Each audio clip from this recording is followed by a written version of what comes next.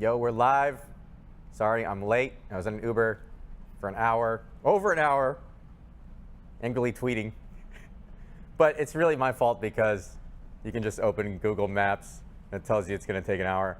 I see the live chat, 2-second delay only. Everyone's pogging. I need to add Pog as Better Twitch TV mode, unless they don't have Better Twitch. I'm not sure. Yeah, they might have it on your stream. It might be enabled. And you just right, you guys in the back. Well, chat, what emotes do you want? Here, I'm here with Destiny. He's been streaming forever. Used to be known for StarCraft 2. Destiny DDoS Guide. It's the first time I heard your name. That helped me a lot. That's good. Yeah. Okay, they like you. They like you. Yeah, but okay, for some reason I have this thing that we need to add these emotes in the back of my head. So which emotes do you guys want for Better Twitch? I know it's a minor thing. We'll get that. Anyway. Things I wanted. Okay, I'm here. Hello. All right, stop spamming Pog. We're using this app called Chit Chat that one of his viewers made, where we can see basically spam like Pog on half the screen. Maybe they can show this on the stream. And I've used this app like a year ago for a second, so I saw it. Wait, is it really that old? I think so. Oh, it might not be a fan of mine. This guy just emailed me like a month or two ago to tell me about it. Oh, he might be a fake fan. Maybe. So he might be just trying to... Oh, get me to promote it? Get you to promote it, and it worked. Oh, shit. Oh, I didn't even think of that. He might So, Destiny and I were talking about how this should be part of Twitch, built in, I think, if it worked well, the chit chat thing. But Twitch would probably never buy it. Why do you think Twitch would never buy it? Because they would probably spend 2 years to develop something inferior and then push that instead. So what's the reasoning behind that if the 2 year of developer time ends up costing them more than it would cost them to buy this from some pleb because they'll sell it for less? I don't know. Has Twitch ever integrated a product that's not something that they've developed in-house? Do you know? Like extensions were all in-house, everything's streaming related. You know, all the new Twitch products from the last 2 years, I really have no idea what like Twitch didn't have many products when I was streaming actively. Right? Bits is all in-house. What does Twitch have? I guess they've got the desktop app. Oh, they got that from Curse. Okay. Curse is a huge company, but sure. Oh, yeah, they bought Curse. Yeah. I actually, the owner of Curse is a friend of mine from WoW named Hubert. And we talk stocks and stuff still. Just saw him at a Twitch party. Have you used a desktop app ever? I don't like the app. I don't have to say that I like the app because he's my friend. Don't like it. Do you like it? I don't know. I think I used it. I tried it once because I was curious. It felt like 2 years ago when Twitch bought that app, and then they introduced like the fucking like the quasi Twitter feed under your stream. I don't like the quasi Twitter feed. I felt like they were trying to make it social media, and then they had like the DMs and everything. Right. They actually thought they would get people off of. Yeah. Twitter, I don't know what the goal there was, but that's what it felt like. I don't know. There's like this craze where everybody wanted to make like their own social media platform. Twitter was kind of like faltering a little bit, and everybody like wanted to be the next thing. Instagram, I think, had been acquired by Facebook, and there's like a whole bunch of shit going on. And it felt like Twitch was like, maybe we can make like social media. Are you feeling like Twitter is strong right now, or because they know? I mean, their stock is. The stock is. For the first time in they've been like a 6-month uptrend or whatever. Haven't they been? They're like at $44 a share. Oh, a year ago I tweeted I bought it at $16.66. A year ago tomorrow, exactly tomorrow, that I was buying it at $16.66, and the comments aged really well. They're all about, why aren't you buying crypto? Like, you know, it's good. Dude, I never read. If you're doing anything trading related, you can't read anything from your chat. The people that are no, you can't because you do the opposite. Oh, sure, maybe. No, it's exactly the best way to trade? Yes. You should write an algo based on like Twitch chat recommendations that like purchases the opposite it's to the see best. how you do. You just short what they say to buy. Oh, shit, dude. They're all saying easy. Yeah. That's the one thing I feel successful in right now. Mm-hmm. Do you still hold a lot of Twitter shares still? Right now, I sold, and I've actually bought puts for November for after the next earnings because I know it never meets. They never beat earnings. That's how I used to trade Twitter. I would just like buy and then like hold until the earnings, or no, you'd wait until the earnings and then you buy after the earnings because they'd always drop. Like there'd be like a fucking cliff. Our users went up 3% year over year. And we made no money, and we are still losing money, and we have too many employees, and the company's fundamentals are fucking trash. Now they finally had the tiny profit, which all of a sudden everyone was they had a tiny profit, doesn't matter, right? But then like 2 months down the line, like after that quarterly earnings, there'd be like rumors that someone was going to buy it, and then the stock would fucking spike. Right. And then you'd sell the rumors. Oh, so some backup info. Destiny and I both bought Twitter around 15, like the lows. Yeah. I sold mine though when it was like 20 or 22 or whatever. Yeah. I'd never hold that shit long term. Fuck that. Yeah, but when it was 15, it was the best buy ever because the market cap can't go much lower. The market cap was like 10 billion. You could sell it to any company for 10 billion, Twitter, instantly. So there wasn't much room to lose. Anyway, the thing from like a fundamental view of the company, the stocks resident sleeper. Okay. Go on. The nice thing about Twitter is that like I think that Twitter is indispensable in a few industries: reporting, like entertainment, video games, sports. Like I love Twitter. Yeah. I don't think you don't see like NBA pickups and trades and shit. Like you don't see that on Facebook posted, or like big political news like will break on Twitter in a way that it can't really on like Facebook or Instagram. You know. So I think it has like a purpose. Yeah. That where it's like it has its niche and it's not replaceable, or at least not immediately. For now. Yeah. I definitely like this feeling of instant validation on things I say. Although, like, the more I tweet, the less people like my things. It makes me feel kind of bad. I'm like, oh, I saw your little fight with. I saw your fight with Notch. Oh, you saw that? That dude is a fucking lunatic. The guy is so stupid. Oh my god, I fucking hate him. He's just so fucking dumb. Let's talk about it. There's nothing to talk about. He's just fucking delusional. Yeah, he was delusional. Yeah, he is absolutely delusional. Well, yeah. He's like saying that he was like in the top fucking 0.0000001% fucking quint. But because he doesn't have a mind for like numbers or stats or anything. So that's why I got him in that, because if I use IQ, but you didn't even get him because everybody viewed it as like you lost the argument because Notch is a billionaire. Oh, I guess it depends on who you read, but. Oh, you thought that people thought I lost the argument because Notch is a billionaire? That's what it felt like when I was doing it. Maybe I was just getting triggered by the comments, so. Okay, what I was thinking is, I can easily get him with the 1 in 1,000, 1 in 10,000, because people don't instantly equate that to IQ numbers, which if I had said, dude, your IQ is not 160 plus, he would have gotten it, which is 1 in 10, 1 in 20,000 or whatever. Yeah. But for some reason, when I used that 1 in 10,000, he was like, I'm way better than that 1 in 10,000. Well, because he assumed that like 1 out of every 10,000 people, I guess, would have been like a billionaire software dev. Like, I don't know, like the guy, it's just like Babby's like understanding of the world. Like, if anybody's smart, they could be a huge software dev. So if I'm 1 in 10,000, then there should be millions of other people that have. So yeah, he doesn't realize that he's one of those people who got lucky in the group, though. He is. He is probably smart. I mean, he made Minecraft. 99.9 percentile. It's possible, yeah, for sure. But yeah. Still lucky within that group. People do not like to give away any of their achievements. They don't like to admit any amount of luck. Yeah? I love it. I do that shit all the time. So I'm going to tell you, I'm completely luck.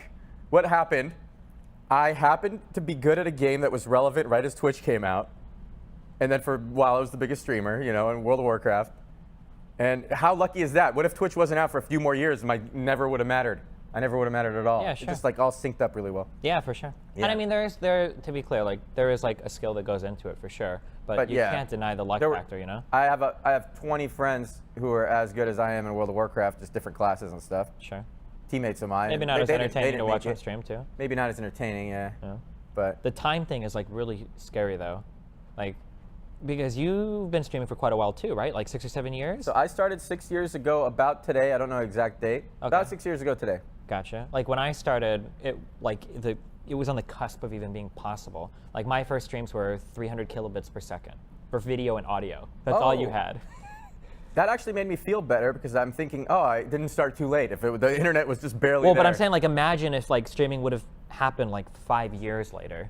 I would be in a much different period of my life. I'm sure you would have been as well, right? Right. So I have a lot of things on the internet that I don't associate with anymore. Yeah. Like ways I act, or there's spam 11+4 earlier. I see some force and eyes now. Hey, what's up? What does 11+4 mean? Well, I'm just fucking with you. Okay. Sorry. That was good. It actually got me. I was going to explain it. But, so, God damn it. It threw me off for a second. So, lucky, that feels like a long time into my Twitch career when I missed Lethal at BlizzCon. Mm-hmm. But it's not. That was 1 year in. I started 2012, and that was at the end of 2013. It was a year and a half in. Mm-hmm. But it feels like way over halfway in for some reason. Maybe because when streaming is new, when anything is new, time's moving slower. When it becomes routine, and everything is like the time span for internet shit is insane. right? Like 10 years in a person's life, like 10 years ago, I would have been 19 years old. I mean, I guess that's like a decent. Wait, we're the same age. Oh, cool. 89? That's like a decent. 89? 88. Okay, go on. Like tail end of 88. 10 years seems like a decently long time, right? But in terms of streaming, 10 years ago, streaming didn't exist. Right. And like, 7 years ago, like StarCraft 2 was the largest game in the world. And then 4 years ago, StarCraft 2 is whatever. And then it's like Hearthstone and then MOBAs. And now we're like in the fucking Battle Royale. So it's like 5 years from now, things could be completely different again. And at any given point where something is doing really well, like Battle Royale, it's just like when stocks are doing really, really well and people can never see a situation where that changes. And it always changes. Well, yeah. I mean, when StarCraft was huge, it was inconceivable that any other game would ever reach like StarCraft 2 levels. And then CSGO, and then League. I want to talk about Dota. early Twitch and StarCraft and all that. So from my perspective, what do I remember? And then you could tell me what, you were probably at the same MLGs I was at when StarCraft 2 was first at MLG. I was there for WoW. Yeah, I was probably there too, yeah. So I never saw you, but I saw, God, I kept confusing his name with QXC. Yeah, QXC. QXC. I kept confusing his name with XQC. It's so weird. The difference is that QXC is actually a pretty cool, chill dude.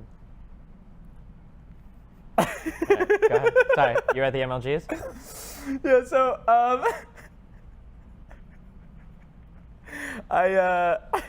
they're all mega lolling. All right, so I was at the, okay, rewind. I'm Early playing MLGs. WoW. All I care about is WoW.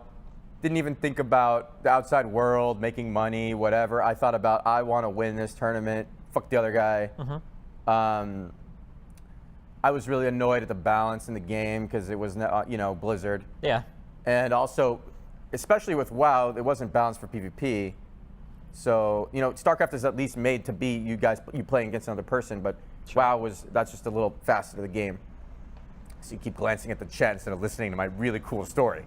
Balancing both. Dude. All right. We're streamers. This is what we do. Great. Okay, great. Okay. So you're upset about the balance, not balance for PvP. upset about the That's balance. Keep losing to like hunters, Beastmaster hunters who just do nothing and win, which I don't know. Oh, I know those classes from Hearthstone. Yeah. Right. Hunter, So yeah, it's nice that other people know what it is from Hunt. So basically, people were going face and winning in the first 5 seconds sometimes, and you would just be so annoyed because you have like intricate plans and strategy and so much practice into it, and the other people would just It's like the macro, you know the meme?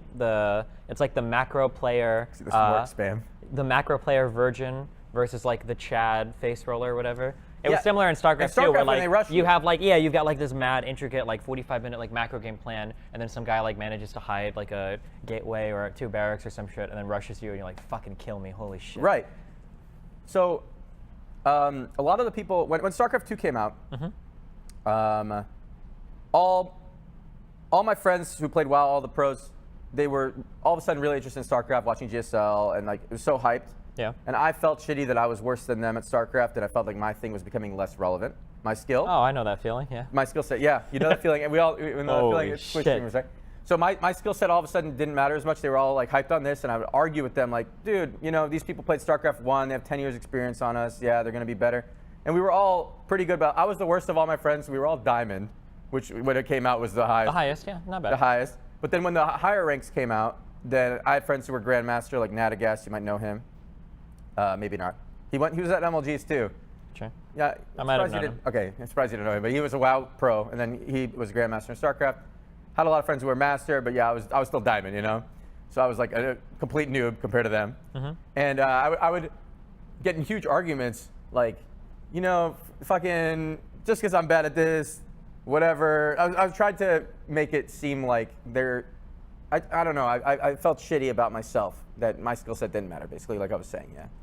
Where did you have that feeling, when StarCraft stopped mattering? Well, yeah, because for the early Twitch years, I was the largest streamer in the world for like maybe like it was anywhere from like a 6 to 16 month period. I don't know. Feels like a long time, right? Yeah, well, it felt like a long time. So 2011. Yeah, I think it was around there. Yeah. But then as League started to become more popular and StarCraft started to wane, I had like I didn't have the player base anymore. Like to be the largest streamer in the world back then, you needed like 5 or 6, 7, 8,000 concurrent viewers, and I pretty easily had it. But then when League started to grow in popularity and these guys started to pull like 5-figure viewers and whatnot, and it was impossible to do in StarCraft, it feels scary, and then it also feels kind of shitty. Like, fuck, like why am I playing this fucking game? I wish I would have been playing League instead. Right. But now I bet a lot of League players are like, why am I playing fucking League? I wish I was good at Fortnite. So, Exactly. it's the infinite cycle of pain. cycle, but sometimes their cycle lasts longer than your cycle. The League cycle felt more relevant because it came out when streaming was possible, and everyone cared about League skill when streaming. Although, keep in mind that you view that through a different lens, because in 5 years from now, you're going to say, like, the Fortnite, it's good that you got into it then because streaming was more relevant on, like, a global platform. Exactly, Yeah. Every single time, like, the new thing comes out, there's, like, an unfathomable explosion of popularity, right? Like, when StarCraft 2 started to, like, main stage and get, like, some celebrities, like, who's, like, the NFL people that, the Seahawks or whatever, that tweeted, like, in control, like, that blew people's minds. And then when, like, Worlds and shit happens for League, or you've got the Compendium shit that's, like, multi-million-dollar Dota tournaments, that's like, oh my god, it can't get any bigger than this. And now we have Fortnite with, like, fucking Snoop Dogg and Drake and shit, it is like, holy fuck, and Ninja's a literal rock star. Like, what's the next? Right. You just described that really well. I had fun listening. Yeah. But well, like, the next thing is going to be, like, how fucking big. The way I was describing how I was lucky that Twitch existed when I was good at WoW, all these Fortnite people, it's so nice for them that Twitch is big while they're good at this game. Yeah. So you just getting good at this game is enough to really blow up to numbers that none of us have ever seen. Do you hate that you don't have, like, a background in FPS? Exactly. This is the one thing. So my skill is that didn't transfer well. Yeah. So you at least used a mouse in StarCraft. You don't. Oh, you just use the keyboard or whatever. In WoW, I only held the mouse buttons down, and it actually benefited me. The reason I was better is because I didn't click anything. You know, people who click things in WoW are worse, like clickers of, you don't want to keybind every ability. That's basic. But then people who click targeting, that's also noob. So I didn't ever click to target anything, and I had every player bound. I had my 3 teammates bound to keys, and I had the 3 enemies bound to keys, and it was all 3v3 was the competitive format. And that actually gave me a slight edge that I never used the mouse, which now fucked me. Yeah, because you have no mouse accuracy at all. No mouse accuracy at all. So two people came up to me at E3, and one of them had been a long-time WoW player, and now he's a lost puppy like me, like doesn't feel good at any game. He's like, yeah, I can't play these shooters. And then his brother, who was a clicker in WoW, he's like, yeah, I'm great at shooters. So I commented like, oh, you won long-term. Like, he made fun of you when you were a clicker, but now you're winning because you have mouse accuracy. Yeah.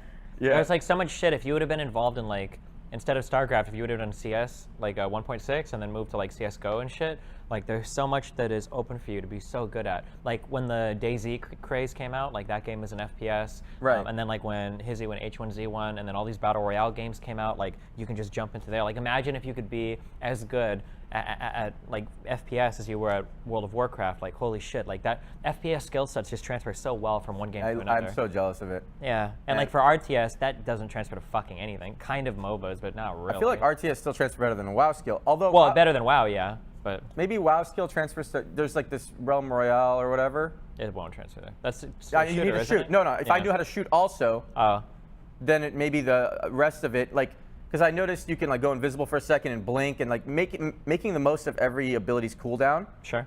Is a WoW thing. So, but I don't have, I won't be able to hit anybody. Yeah. So, yeah. It's just in shooters, the mechanical aspect of shooting outweighs, like, any strategy so much. Like, it's so huge. Something I'm wondering is, what if you had a touch screen for aiming? What if your monitor was touchscreen and you just, I've never played mobile Fortnite, what's it like? But what if at home your monitor was touchscreen and instead of having to click on the mouse, you just tapped on the screen where the person was? That seemed like it'd be easy, but then how do you turn the camera and stuff? But you know what I'm saying? I know what you're saying. Can you aim every time? It sounds like really easy, but I think from a tech point of view, it doesn't work that way. Can you set up something where, like, you could touch screen and suddenly aim well? Maybe. Because like for an FPS, I think it's like when you move the mouse, it moves your vision, but I don't think you can just, like, if you were to just set up a touch screen like that, if you'd like touch, it would just like look differently. It wouldn't like actually shoot where you. There's no way to make it shoot, like move the mouse and shoot where you touch on the screen? I'm sure you could do it with some kind of program. Would that be cheating? It would definitely be cheating. You'd be using like an aim assist, right? Yeah, but you touch screen on the mobile, right? Maybe? I haven't played the mobile. Mobile is a lot different. I'm not sure. Yeah, I don't know. So if you had what I'm saying, Chad, is if you had the combination of the mobile touch screen, but you still had a keyboard, wouldn't you be like the best all of a sudden if somehow you could do it? Sure, but it would 100% be cheating. So someone just said finding excuses lol, which I like as a comment because. Wait, he said what? That I'm finding excuses for why I'm not good at shooter games. Oh, but well, it's obviously it's a justification. I mean, of course it's an excuse, but I mean. Yeah. We didn't practice these things. We can't be. as good at it as someone who practiced for 10 years. It'd be insane if we could get as good as somebody who's been playing for 10 years. Like someone like Summit, who's played FPS games his whole life, has more transferable ability to every new all FPS these Battle Royale games, Yeah. But like picking up a Shroud. It's hard for people to imagine this, but like when you're really fucking good at something, it sucks to rebuild in something totally different. Like It's the worst feeling ever, and all my deepest shitty feelings. Okay, when I was 16 and my first MMO was no longer relevant, and I felt like everything I'd practiced from 10 to 16, which is a huge portion of my life, meant absolutely nothing. And it was totally non-transferable. Totally non-transferable. Worst feeling I've ever felt, for sure. And this sounds pathetic, and I don't want anybody to get sad for me, but that's when I tried to kill myself, the only time. It's the only time I've really attempted suicide. So when I was 16, and my MMO didn't matter anymore. And then I came back from that and started playing WoW. What MMO was it? Maple Story or something? Asheron's Call, which is around the time of EverQuest. There are only 3 MMOs to start. EverQuest, Asheron's Call, and Ultima Online. I don't understand the story then, because Asheron's Call never mattered. Yeah. But in the world, you're in the world and you feel like it matters. Yeah, no. There were only 100,000 players. Sure. It's crazy, That was a lot back then, though. Huh? That was a lot back then, though, right?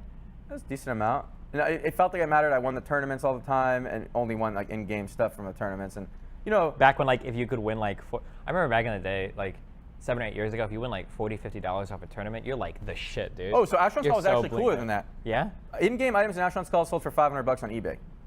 Oh, because you real world traded.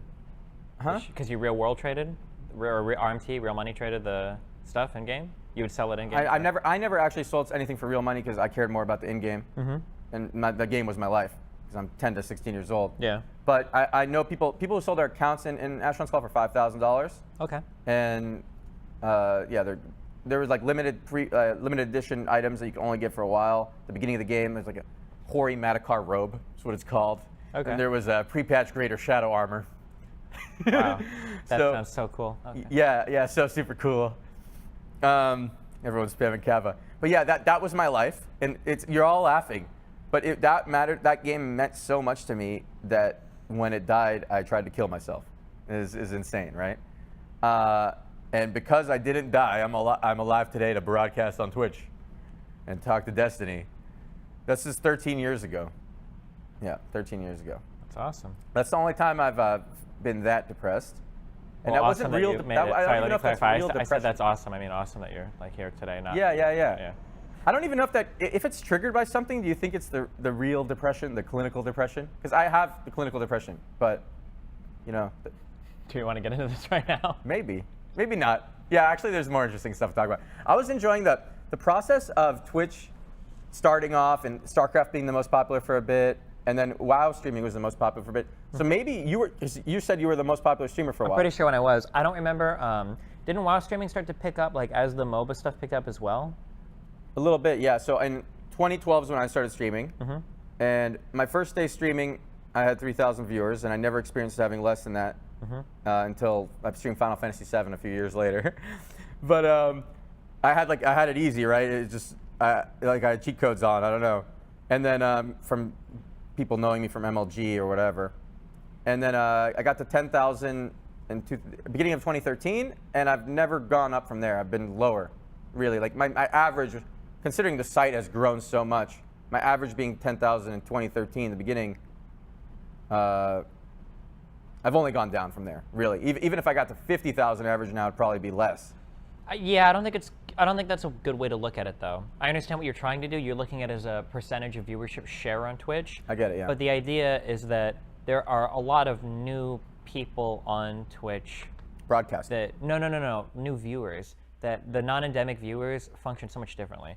Let me give an example. Okay, so I did, before my Twitter got banned, I did a lot of political content, right? Yeah. Twitch has exploded recently because of Fortnite. Like new viewers. A lot of people say that Fortnite cannibalizes other games. It's not true. They're new viewers.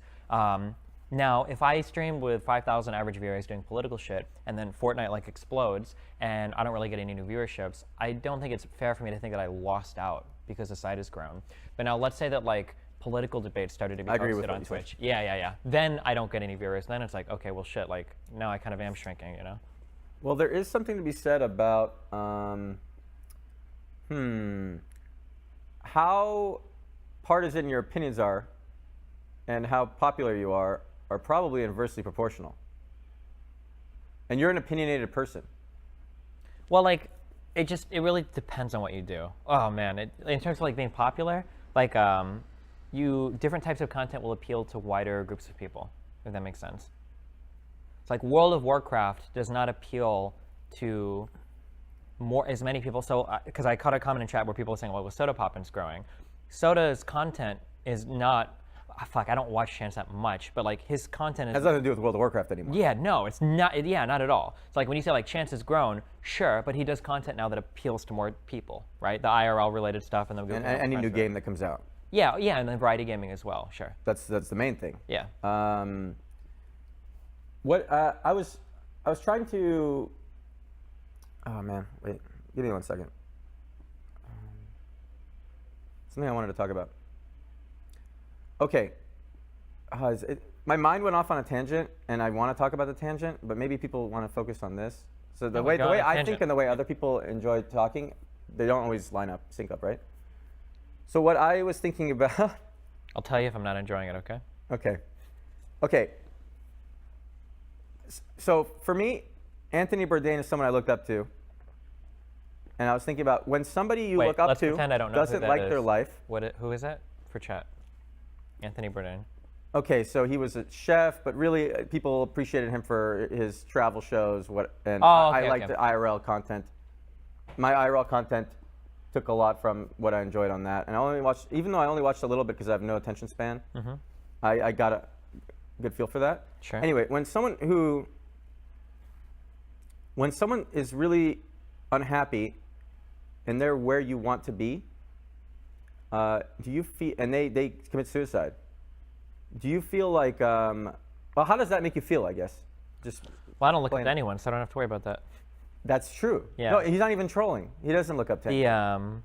I don't think it should impact you. I don't think that if you were to like trace your growth, I don't think that your personal happiness should ever follow that path. That's really scary to me. My personal happiness is all fucked up. Well, yeah, for a variety of reasons. Tell me why. I want to know. Sorry, go on. Well, sure. Well, we can get into that if you want. But just to finish that line of thought, like, let's say that I want to be like the best musician in the world, a really famous like touring musician, and right now I am like just an amateur college musician or whatever, right? If I'm very unhappy now, I can't plan that I'll be really happy when I become like the best musician. Like you can maintain like good levels of happiness throughout your entire life, right? And then you get more fulfillment or something like that. But you should never be unhappy until you've accomplished something and then you're happy. Right? Now. Easier said than done. Of course, yeah. Everyone knows that, right? Yeah, of course. Well, yeah, sure. But the way that you phrased your earlier question, you made it sound like it was a legitimate feeling to be unhappy until you're exactly what you want to be, and then you can be happy. But that's how people end up feeling when they, but it's not. A lot of times they do, but it's really bad, I think. People have trouble enjoing how they always say it's about the journey, not the destination. It's not even about the journey. It's about being happy with your life is not like is not about the acquisition or attainment of some goal, I think. So what would make me happy with my life from your perspective? For you, a professional therapist and better friends, probably. Okay. I've gone to a therapist a few times. You have to stick with it for a while, though, right? Just stick with it more, yeah. Have you ever tried like medication or anything? Medications do not work for me. What do you mean by that? That I've tried. They don't work in a way that I enjoy my life more. So the process. I've tried 10 of them, but maybe I know there's so many. Yeah. I've tried maybe 10 throughout my life. Just like important notes on that, right? Is that especially when you start to get into like psychotic drugs and whatnot, it's really important to try one, stick with it for a while, and then try new ones if that doesn't work. That process is so important. The ones that people tell me, there's a guy named Kungan from WoW who. Yeah, I know. I'm familiar with that. And all of a sudden he's taking SSRIs and he's good. And he's tweeting about it all the time, like his life's completely different. He doesn't have a shitty thought every 10 minutes and he can focus. Sure. But I'm not allowed to take SSRIs because family history. Okay. So I don't think the non-SSRIs have that much to offer, except, from my experience, limited experience so far, I'll say. But I think it's more of a mindset change, maybe. Like, what do I need to be happy? Do I feel what you're saying about? Do you need to achieve a goal? Do you need to have a goal in mind and achieve the goal to be happy? No. Right? You should enjoy the way there. Sure. So I should enjoy this podcast.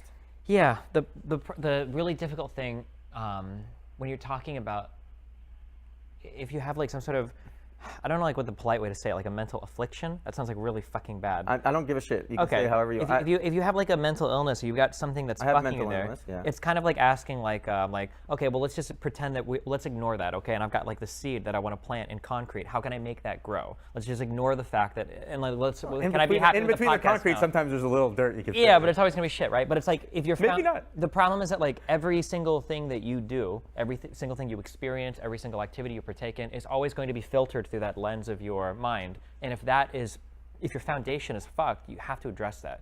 You're not going to achieve some higher level sustained happiness. You can trick yourself into doing it. You can bullshit yourself for a little bit, but there's always going to be something that where you'll be happy for like maybe some period of time, and then one thing will go wrong, and now you're completely in the shitter again because you never fix that like fundamental foundational thing.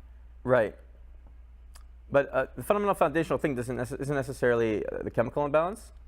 Maybe it's that I don't feel like I have a life purpose, and maybe you feel like you do have a life purpose. Maybe. What's your life purpose? I'm happy doing with what I do. I mean, my life's purpose is just to be happy, to maximize my own happiness. That's what I like. Maximize your own happiness. And what maximizes your happiness right now? I enjoy streaming. I enjoy political conversations. I like my 7-year-old son. I like hanging out with friends. I like banging chicks. That's what I do for fun. Okay. I like music too. See, you have such a good understanding of what you enjoy. Sure. And what you like. And From my point of view, though, like the only reason that I can be introspective and explore all of that, though, is because like my personal frame of reference. So I'll send your alpha and spamming easy. Okay. For my personal frame of reference, my mind is maybe more functional than yours, so I'm capable of engaging with those thoughts to find out like what makes me happy or whatever. Now, if I had like a clinical depression, or if I had the inability to put together thoughts without feeling down or depressed all the time, or feeling numb towards everything, I might feel a lot differently. Like for instance, like I just gave you everything that I feel, but what if music didn't make me happy? What if for some reason I just couldn't enjoy it, or I couldn't enjoy the presence of other people, or I didn't really enjoy having discussions with other people, exactly. Right? If all of that was just kind of whatever, well then we wouldn't be having this conversation. I'd be miserable. Not because I didn't think about it, but because I just don't even derive pleasure from it, which isn't a choice. Everything you said clicked so much with me, resonates so much with me. Like, but I don't derive pleasure from almost anything. Yeah. And then I realized that I derive pleasure from conversation, which is why I'm trying to do podcasts. Sure. And I, like you're saying, but even I don't see the beauty in. I can see other people how other people can enjoy games. Like I don't even necessarily. I enjoyed games when I was a kid. Yeah. I can see how other people can enjoy games, but I can't get there anymore. I can see how other people can enjoy music, and sometimes I can get there in the right mood. Like, I can still enjoy like Pink Floyd or something. And then I can see how other people can enjoy art, but and I like photography, but I can't really look at it and derive pleasure from it. Yeah. So like, how can you build anything on that? Yeah. So, not deriving pleasure from much is hard. Even with women, you were saying.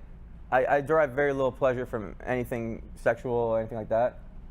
That's like you like cringed a little. Well, like it seems like something is wrong because that's like such a fundamental part of human experience that if like that is numb to you, like we get so. Can you like? Same time, I don't want this podcast to turn into a therapy session for me. No. It's not a therapy session. It's just things to think about, right? Like, can you describe like what something cold feels like? You can't. You can't do it. There's no way, right? I think that sometimes we forget that our entire lives are subjective experiences, and I can never truly know like what you feel, right? You can never truly know what I feel. So every single thing that you do is filtered through your subjective experience, and if that is starting off flawed, you don't know. You can't conceive. A good analogy for this is colorblindness. Sure, or or a more disturbing analogy would be like a paranoid schizophrenic, right? Like you now. That's hard to relate to. Yeah, but at some point you can understand that you are a paranoid schizophrenic, but you have to not trust yourself, and you've got to trust the people around you more to arrive at that conclusion, right? Because your own mind is fucking you. And I think that things like depression are similar, where like your own mind is kind of sabotaging you, and it's hard to feel that way because you feel like you don't want to feel like you are your brain. You want to feel like that's something different. Like, okay, well, I've got a brain and it messes with me sometimes, but then you don't feel like you are your brain? I feel like I'm my brain and this is this body I'm attached to. Yeah, sure. And I could improve this body if I work out or something, but I don't really need to. This body's good enough. But you have to understand that your subjective experience is coming after everything going on in here. So if you have some like fucked up brain chemistry that needs to be fixed somehow, and you don't, everything you do is going to be after that, after the fact. I want to fix the fucked up brain chemistry. Yeah. What for the? Oh, I don't really want to talk about the SSRI thing. If it's like a health thing, I'm guessing. We don't have to do like medical history shit. I'm not like qualified to do it. Yeah, it's fine. Sure. But like, like fixing that is so important because like everything is essentially. Anyway, everything is built off your happiness. I'll work on fixing it right? so I can derive pleasure from things I don't currently derive pleasure from. I try to find something that works for me. Yeah. And I agree that I should search it out. If nothing makes you happy, that's not good. Yeah. I don't even know if conversations make you happy. No, conversations stimulate me. Like really make you happy, or like just distract you from your own unhappiness? I'm stimulated right now. Okay. I'm enjoying it. Okay. I don't know, but if I compare it to my happiest moment of my life, I mean, if on a number 1 to 10 scale, how much do you enjoy playing games?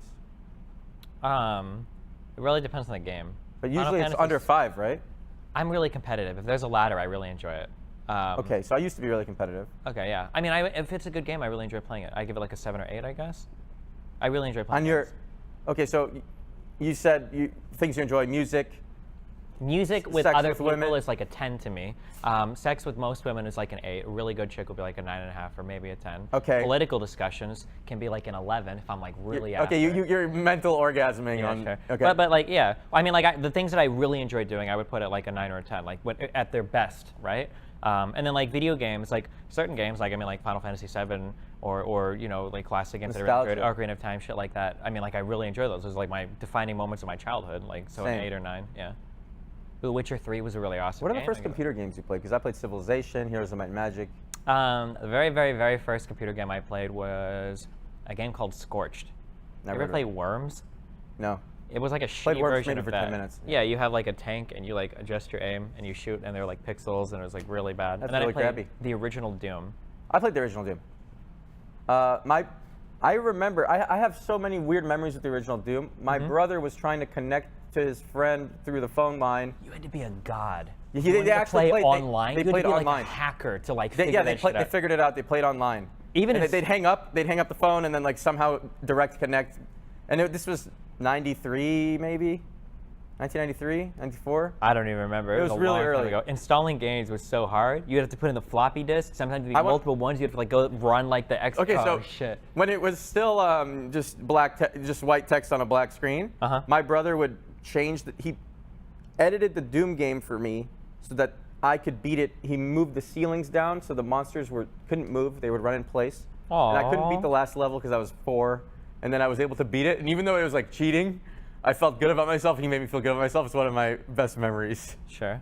I've never, I wasn't that big into it back in the early days, but that's really cute. Yeah. Yeah. Is your brother like a software developer now, or? That's my brother who passed away. But Oh shit, I'm sorry. yeah, it's fine. It's okay. That's why I can't take the SSRIs. Gotcha, I understand. He started taking Prozac. Anyway, moving on for that. Playing Doom growing up. You Playing beat the Doom game. growing Felt up. Good. Okay, let me think. What was like the first game that you played that you like started to sink a lot of time into past Doom? Was it like, did you play like Heroes of Might Civilization? and Magic, I think. What was that? What kind of game is that? So, how do I describe Heroes of Might and Magic? You start off, you have one castle, and you have one hero. In your castle, every turn, you can press end turn. Every turn, you and your friends can build one building. And every week, from the buildings you build, you have minions that come out. And once you have all your buildings, there are minions spawning every week that you're allowed to purchase for gold. And then you take your hero and go around the map and try to claim gold mines and other resources you need. And you strategically try to build the best army you can. It's like a precursor to like RTS kind of, right? That's what it kind of sounds like. Yeah, but in some ways it's cooler than RTS because it's more in the mind and less in the mechanical skill. Which mechanical skill is fun to watch and hype, but if you think about it, when it's more of a strategic element to the game that anyone can play, like my dad could play against me, then it brings people together more. I totally agree. People hated me in StarCraft for saying this, but like StarCraft was like, I would consider that game to be like until you got to the literal pro, that was like a 4 to 5% strategy and then 95 to 96% mechanics. Yeah, that's what I always said about StarCraft, and it annoyed other people I was StarCraft players get so fucking mad. They always but like got as a so mad when I said GM, that. like you could be a Masters player, and I'll do retarded fucking builds against you and I'll always win, just because I can outplay you every time. My macro are going to be better every time, so it didn't matter. People would always get mad at that shit. You remember when people played micro macro? So you'd play. Oh yeah, one person did the micro, one would do the macro. Yeah. So if you guys didn't play StarCraft, you know what an RTS is probably. Actually, would they know what an RTS is if they didn't play StarCraft? Fuck, I don't know. Age of Empires 2. I played Age of Empires 2 when I was a kid.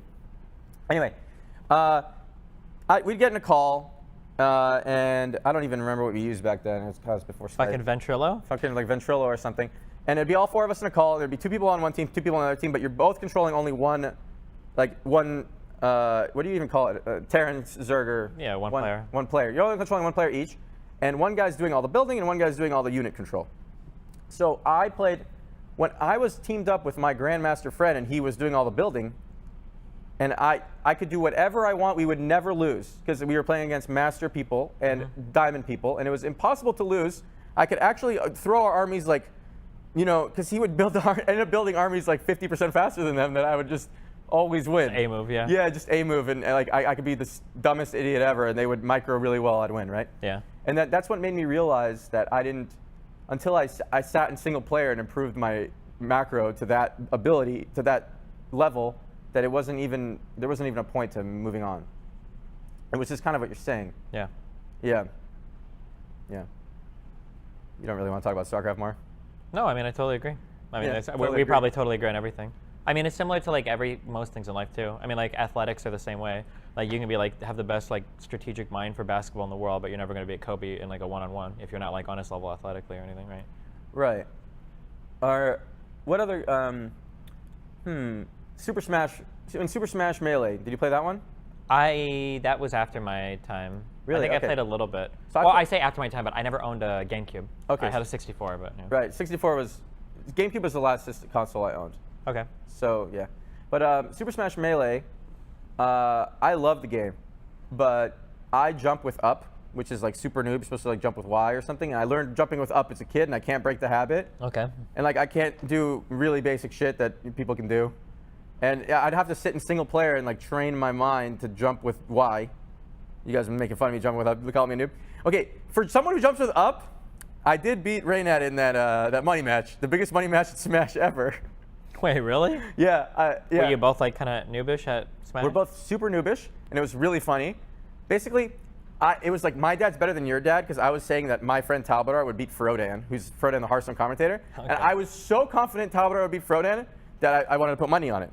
And then Raynad wanted to do a second bet in case he lost that bet, that he would beat me, because he was super confident he'd beat me, and he knew like terminology, like I don't know, he knew all the terminology of Melee. I don't even know. I just know wave dashing or whatever, right? Okay. And so he was super confident he beat me. He's like, I'm not going to lose both bets. It's going to end up even or something. Anyway, he lost both bets. My friend, Talbadar, who's like amazing at games and works for Blizzard now, and was my teammate in WoW, and was master in StarCraft too. He kicked Frodan's ass, won with like 3 stocks every time, and Frodan's probably salty about that. Frodan's probably improved a lot since then. And then I beat Raynad with 3 stocks every time. It was a great day. It was just the best day ever. How much is that public? Like how much you guys bet and everything? Yeah, it was 6,000. Oh, nice. Yeah, and I hadn't touched Smash in like many years, and he hadn't either. He said, I think. So I don't know if fully trust that, but like sure. Yeah. Anyway, it was a fun time. But yeah, the thing about having to train at games in single player mode and not do the fun thing, which is play against people to learn, bothers me fundamentally. Like, I think I would learn faster. Like, let's say in League of Legends. In League of Legends, you play the whole game, and then you never get to learn like a group fight.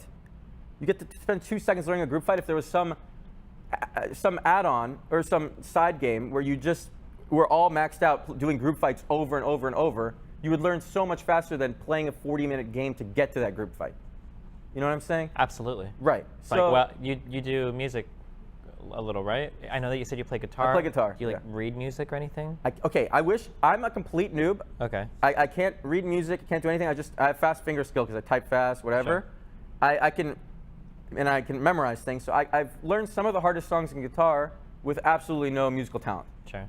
I just regurgitate them. That's like a really common thing in music. You separate like a super amateur high school kid from like a college kid. Is it like if you've got like a whole piece of music, a high school kid will play it down over and over and over again to practice, and it's like, well, no, most of it is easy. You find the little sections that are difficult, and you just play those over and over again. Right. Yeah. You wouldn't play the whole thing, or you're wasting time. So it's like if you're playing games in like League of Legends, like if you need to practice team fights, you get like what 4 or 5 a game. Right. So you would just practice team fights over. Yeah. Just if like you in could music. do that, yeah, that'd be great. Good analogy. Yeah. Yeah, but I guess it would take away a little. I think the reason they make it so hard that you have to play the whole game to learn to get to practice a little bit is it makes it more special when people get good. Maybe, I don't know, because they took so long to make even League of Legends finally made a thing where you can practice a little. Finally, it's because they're stupid and lazy, though. That's why. Oh, that's why. Initially, they had said. I'm gonna have the co-creator of League of Legends on this podcast, Mark Merrill. So I don't want to. Let's not talk too much shit. Oh. Not today. Yeah. Well, I'll roast him on this because roast him? Okay, they go came ahead, out go and ahead, they roast literally said things like, "Oh, well, we don't want to give people trainers because we think that people will expect everybody to be too good at the game, and we want you. The best way to learn League of Legends should be to play League of Legends." It's just like a really fucking like from a cognitive psych point of view, it was the dumbest fucking thing I've ever read in my entire life. But they finally walked that back, and I think there is like a little training mode to practice flashes. I can play devil's advocate here and appreciate. No, you can't. Don't do it.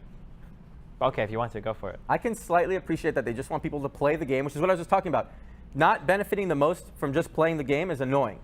We can agree on that. But nothing else in life works that way. No sport. Right. Like nobody would ever tell a basketball player, like, oh, you want to practice threes? Well, let's go play like some 5-on-5 and then shoot 3-pointers. I get that. Yeah. But weren't we just in agreement that it's annoying to have to practice single player macro in our StarCraft? No, you said you didn't like it, but I love that shit. You love sitting by yourself and practicing. And practicing shit? Oh yeah. Wouldn't you rather that the only way to learn was to play against somebody? No. Oh, I like in StarCraft, like when I was trying to do like maxes, sometimes I would just queue single player games. League of Legends guy. Oh. No, and this is what I'm going to say. Okay. Okay, it's fine. It's fine for you to disagree, but listen. Well, it's not so much I disagree that you're objectively wrong, but go ahead. It's not that I'm objectively wrong. You would learn faster the other way. It's not that I'm objectively wrong. Okay. So I want the experience of playing against people. I enjoy that. Now, if somebody can learn faster by just sitting by themselves, and I have this annoying feeling in the back of my head, like they're getting ahead of me by not playing the game. I want to play the game. I want to enjoy playing the game. And someone can get ahead of me by not playing the game, that frustrates me. That takes away from the enjoyment of the game. It's a perfect analogy for the League of Legends and the... I guess it's like for longer games, for like any athletic event or any esport, like oftentimes these kinds of games are very macro level focused in different skill sets. A lot of people are spelling question mark. Fuck them. Don't worry about it. Okay. So like there's usually like a lot of different parts to any big game, right? In any big game you play, there's going to be different skill sets that are going to come up and drop at different points in the game. So like in a MOBA, it'll be like while you're laning and then while you're team fighting and harassing, these are all different skill sets. The idea that all of these different skill sets can be leveled like totally equilaterally, like at the exact same time. Of course like, they're not going to be leveled equilaterally. Yeah. No, so it just seems really that. hard like you could make a game where it's literally practicing everything perfectly like all the time. I get that, and that's why I agree with you on that point. You already know because I said it takes so long to get 40 minutes in a league game and practice the 5v5. Yeah. Right? So I agree with you on that. But I would, at the same time, there's a part of me that would prefer to just play the game than to practice. I mean, you can do that. Right. You just won't get as good as quickly. Right, but it's nice if nobody else... I understand. Their thinking is like this. It's nice unless they were just lazy. It's nice if nobody else... I'll ask him on the podcast. It's nice if nobody else can fucking practice one single player and that they actually have to play the game, so then everyone's just doing what's the maximum enjoyment while learning. I would agree with you insofar as like normal games go, but if you're talking about ranked stuff and your goal is to literally be better than other people, taking away a tool by which somebody could increase their skill just seems like a really shitty thing to me. For normal games, I totally agree, but like for ranked play, if I want to practice something to improve my ability to beat other players... At the pro level, I think they should have had the editor thing. Okay. I totally understand your sentiment. I would be annoyed. 30 of my friends, I touched the mic, open it. 30 of my friends quit WoW, start playing League, let's pretend, okay? And I would be annoyed if I get the most enjoyment from just playing, right? And some of them, they'd be able to practice on their own and get better than me faster. That would piss me off. I don't want my friends to be better than me. I want them to also play. If they get better than me, I want it to be by playing the game. I guess. But like, let's say that you play basketball, okay? Like 2-on-2, right? Let's say that you've got a friend that does free throws. You've got a friend that does free throws so much better than you, right? Thank you so much. Wouldn't you feel kind of shitty knowing that like you could never catch up to that guy in his free throwing ability because you can never practice free throws on your own? You just have to keep grinding games, and he's always going to be better at you than that. Like, Yes, I would feel shitty. Yeah. I know, but in the league situation, he actually could not practice just the free throws. Yeah, I know, but like you're taking it away. That seems like a really shitty thing. Like if I want to get better at something, I'm not allowed to practice that because I have to play the game like you do. But if you're ahead of me at something, I just always have to be behind because I can never practice that skill. That seems shitty. Yeah, but if we all start at the same time. But nobody's like that. Everybody's a little bit different. Some people are going to be better at flashing certain walls. No, I agree with that. I agree with that. But yeah, this isn't something where it's objectively one way or the other, like you were saying. You said I'm objectively wrong. Well, I'm saying that it's objectively correct that the best way to practice is to do. But I you agree could with argue, you. yeah, but you could argue, I guess, you before. don't want people to be able to practice. That just seems like a really shitty It depends thing. it depends on the game. It depends on the situation. But I like games are more enjoyable if I stay on the same level with my friends. So once Talbot got better than me in Super Smash, we couldn't enjoy playing together anymore because if he four-stocks me every time, how am I going to have fun, right? And I agree with that in terms of like, that's why I say like difference between like playing normals and rank. If you just want to play like fun games with friends, I agree with that. But it's all about the ranked part of every game is a minority. Sure. It's all about fun games with friends. That's what games are. Oh, sure. If you're that kind But of we person. see it different. Yeah, I mean, we've been Yeah, professional I just like gamers. competitive shit. I can't play We've been normals professional on gamers, anything. but I'm talking about like from a game design perspective of what the League of Legends guy would say. It makes sense, and he's not objectively wrong. Like, you know. Okay. You agree to disagree? Yeah, I think so. Yeah. Okay. Move on. It's fine. I understand what you're saying though. Okay. You want a new topic? Someone tweeted at me that you're a vegan. Is that right? Fuck no. Okay. You're trolling. No, yeah, no. So why are you not a vegan? Oh, this is really complicated. Do we really want to? We could have like a 7-hour discussion on veganism. No, Do you really 5 wanna do it? minutes. I want to know. Okay, common arguments. The problem with most people is that the way that most people construct their moral systems, whether they're cognizant of it or not, most people construct a moral system that would probably mean they should yield moral consideration to animals. Or I get it. They play with their dogs and yeah. cats. For me, I don't really give a fuck. I don't care about dogs or cats. Like, Okay. Yeah. Some people get. So I guess like the reason why. If I died, would you eat me? No. If you had nothing. I don't think I eat. like human meat. Yeah, but it's not about liking it, really. I guess like if I wasn't gonna get arrested for it and I really liked human meat, maybe I guess. I don't know. Okay, go on. I'm not sure. I've never tried it before. All right. If somebody wants to eat me, I wouldn't care if I'm dead. I don't give a fuck. All right. Yeah, but that's it. Yeah. No, you don't have a moral consideration for animals. For animals, I personally don't care about any animals. No. I mean, like now when I say that, like my roommate has a cat. I like dogs and playing with them and everything. I just don't grant them the same like moral considerations I would as like people. So would you eat the dog? If they tasted really good, sure. He's trying to. Oh, thank you so much. Ah, yes. Tea time with Byron. All right. But Yeah, but you're going to be enjoying your tea, my friend. What? Drink your tea. I Is drink it coffee? everything. Oh, wait. Destiny needs another one too. I'm so sorry. I had a hot chocolate. Yeah. I feel really bad. I'm not comfortable with this. I actually hate this too, but you he's very smiling. Okay. He's smiling and it's fine. Okay. Yeah, we're all bros. So wait. The thing that bothered me, that kind of triggered me into getting into these discussions, is that I just don't like. I don't like it when people are very, very, very inconsistent and super hypocritical. So, for instance, if you go on Reddit, people were so fucking mad that like It's you really remember hard not to be hypocritical in this situation. to some They're regarding animals. going to eat little microorganisms. Do you remember? Well, that's a little bit different. Or fly and accidentally eat a fly with a cane. Most people. They They is draw it a like proportion of how smart they are. Like they the draw brain? like the line that most vegans draw. They call it sentient life. So things Sentient that have life similar line. experiences Okay. as ours. So like most animals, not insects, not plants. But like, are you familiar with like Cecil the lion? That makes sense a little, huh? Do you know Cecil the lion? You remember that? No. Some dentist / hunter went overseas and he like killed a lion or something. And like people were so fucking mad. I'm pretty sure this guy's business was like destroyed. They were like pasting signs outside of shit. People got so fucking mad. Or what was Harambe? I remember Harambe, the gorilla. Yeah. Like, you remember that one girl that said she killed a dog on a Twitch podcast or something? So I don't keep up with all the news as well as you do, but Okay. I'm listening. Yeah, just anytime these threads appear, if anybody like hurts a dog or any shit like that, people go ballistic on Reddit. It's the most crazy fucking comments. People hate But it. those same people are If you kill like eating a animals all the puppy time, or some mostly. shit, people are more mad than if you kill a kid. People get so fucking It incensed. does about seem that animal way. violence. I remember with absolutely. the United Airlines, I think, a dog died in the stowage. Maybe, I don't know. I feel like if a person died, It's on a headline for like one day and it's whatever. Like people get so mad about the animal shit. But like if you look at like cows and pigs and sheep, like these are cuddly, fun animals. They can be super social. Some of which are very smart. You could have these as especially pigs, right? Yeah, pigs are very smart. Yeah, and you can pet them and you can enjoy their company and everything. And I'd like a pet pig. Sure, but nobody thinks of that way. You just fucking eat them in mass. So like these people will like eat like a sausage, fucking an egg breakfast with milk from like cows that are being enslaved and like pumped full of hormones, and then they come online and like, oh, somebody killed a dog. I'm so mad. It's like the fuck. Yeah. Well, I have something. The sausage or a burger. Mm-hmm. A burger is to animals as a casino chip is to money. It's like this way that you don't realize what you're doing when you eat the burger. It's not the same as if you have to see the animal die. And when you bet the casino chips, you don't feel that it's money. You know? Yeah, I totally agree. You like that analogy? Sure, I totally agree. Okay, people, so the more levels removed you are from like some violent activity, people feel like they're not. If I had to see a cow die every time I ate In-N-Out burger, I feel like I'd eat In-N-Out burger less often. Not that it's only one burger per cow, because it's several thousand, maybe 10,000. Well, how many burgers per cow, I wonder? I don't think it's 10,000 burgers per cow. You know, for some reason, I think it's 10,000 burgers per cow. Someone looked it up for me recently. Becca looked it up. And I don't remember the number she said, because I had the wrong estimate. Okay. You want to look it up? I have to now. Okay. Look it up.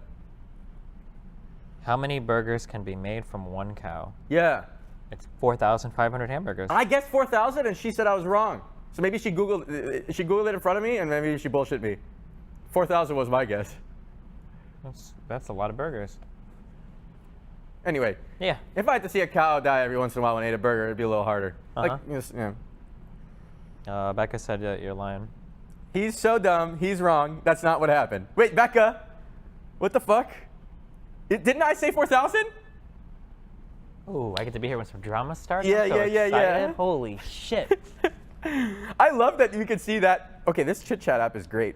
By the way, Twitch should buy this from your viewer. His viewers have made a lot of good shit. So there's this app we're using called Chit Chat that separates like the spam and the real messages. It's not even like an app. You just visit like a URL. It's just a URL. Sorry, I don't know if I say app. I'm stupid.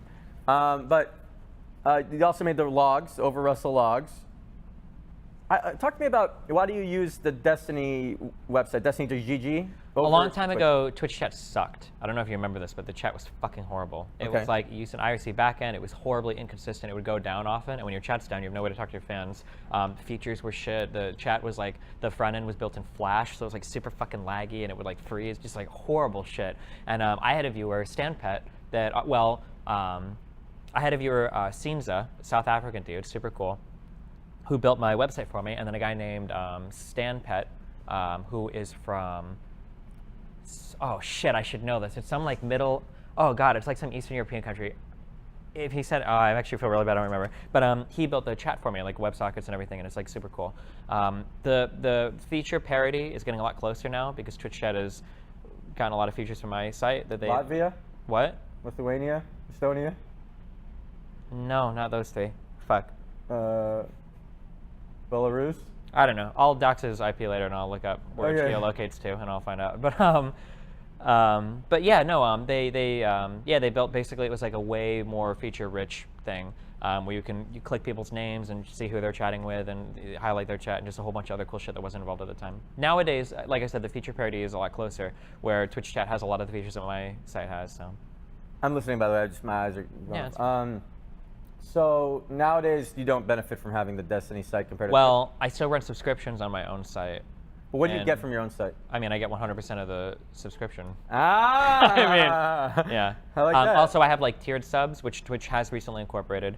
My site could be a lot more powerful. I just don't like doing anything for my subs. But like one of the biggest problems that Twitch has right now is you have no fucking value add on your tier 2 and tier 3 subs. Why the fuck would you ever tier 3 sub to someone? Yeah, one emote. There's one emote. I have 30. Mine's actually a trash can because it's $5. So I've got 35 emotes if I sub to Reckful, but if I tier 3 sub, I get 36 or 37. Who the fuck cares? Hey, I don't have that many emotes. Yeah, sure. Yeah, I'm just saying it's like so Yeah, bad. I know what you're saying. Yeah, there's no value adds. Like the product side, that's such a bad product from Twitch. I don't know. I always get off on telling people how low my peak sub count is. Mm-hmm. And it makes them feel better about themselves, and it could be an analogy to other shit. Uh-oh.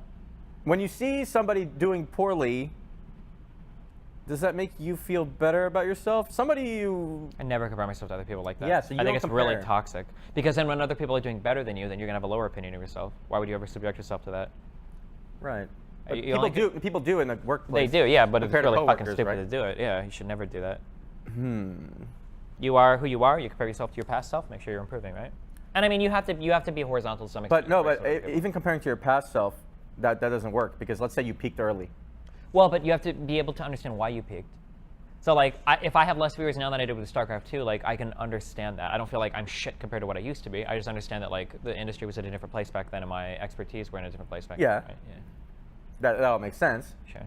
But there's not a slight hit to your self-esteem that you were doing better back then than you are now? No, of course not. Or I shouldn't say of course not, but no, not for me. Of course not is weird, because I do feel that way, So where's the disconnect? Why do I feel that way, and why do you not? I think some parts of your life are so interesting because I feel like I learned a little bit about some things that is so overarching all my life, and then we share these interests, but you don't feel the same way. So for instance, you said that you're really interested in poker, right? Yeah. And I know you're interested in trading. Yeah. Right? So like these poker and trading, I think, have a very similar skill set in some ways, psychologically. So for instance, one of the hardest things to do in poker is to evaluate if you made a good decision or not, because it's not results oriented. Yeah, because you win the hand and you assume, a lot of people will win the hand and assume they played it right. Which is totally fucking stupid. And it's the same thing with trading. I got so annoyed at this most recent poker charity tournament, because I'll explain to you the hand in a bit. It's not as bad as mine, but you can tell your story and I'll tell mine. But like people will say that like how many people do you know that have made like beat stories, by the way, or stories? Mine is the worst beat story. Okay, it's horrible, and it's actually all on stream too, so I'm not even making it up. I've just played an online PLO hand where I went all in with top full house and got straight flushed one out, and it was. I flew to Germany to play in a poker tournament, and on the second hand, I lost with the second or third nuts to somebody that had the first or second nuts on the second hand. The second hand. Okay. Bad beat stories are fun to me. Everyone else hates them. I love it. I love talking about it. But I was just on the one thing. How many people do you know that have like either won one poker tourney or have made like 2 or 3 good trades, and they think that they're a good trader because of those good trades, but they might they're right. rational. So that was me 5 years ago. I thought I was a good trader because the first stock I bought was Tesla in 2013, right? And then I realized I wasn't a good trader, and now I feel like I actually am. Talking to you about like the solar. I don't know how much you want to. We can go into it. Yeah. I talk daily to this guy, Hikaru Nakamura, who's 10th highest rated chess player in the world, and we do trades together, and we decide what we're going to do, and he feels like he gets something from me. I feel like I get something from him. I was actually thinking I should start a hedge fund with him. I just don't know how to do it. We really do well together. It's crazy. Yeah. Like I can call him on his shit when he's being really stupid, and he'll bring me back to earth. Dude, too. that could be content. Actually, you got mad at somebody that I actually worked with for a little bit, which is kind of funny. Who? Somebody that was trying to start like a Twitch trades stock thing or whatever, and I think you got mad because you said that you had thought of that idea earlier. I definitely said it first on stream, and I was waiting for Twitch to get back to me on if it was okay. And then this thing came out, and I was like, fuck, I've been talking about this, and I've been waiting for them to get back to me. It sucks. But he obviously had to develop it for a while, so maybe he really did think of it first. But that would actually be a really funny thing, like a Twitch hedge fund, where people like donate, and then you like. Well, I was thinking, so many streamers DM me for investment advice, and I happily give it to them, and I get nothing out of it, right? But why shouldn't I have a hedge fund? It makes more sense. It's perfect Jew thing for me. I'm a Jew, by the way. I could say that. So this year, with a lot of different stock positions, like 15, I'm up 64%, and I think the S&P is only up like 2 or 3%. This year, but there was a big correction at the beginning, right? Starting in January, I think. Right. Yeah. But that's still really fucking good. Even based on the prior 2 years, but we were up like 15, 25%, I think, in the S&P over like the last year by year. It was insane. Holy shit. Yeah. 2016, it's been really insane. But at the same time, it's hard to evaluate if the valuations are too high, because all these, it's like an extent of the internet bubble. Now it's real. Now it's, Amazon really does do that much for us, or Google really does. But it's really hard to figure out if the valuations are fair, because like Apple would run into a fair. That's so hard. It's really hard. Yeah, because like these are valuable companies. They fundamentally are strong. They do offer a lot of good services. They're not going anywhere. Yeah, but they could making still more be and more money. They could still be overvalued. They could easily, yeah, definitely. But it's so hard to tell. Yeah. It's so hard.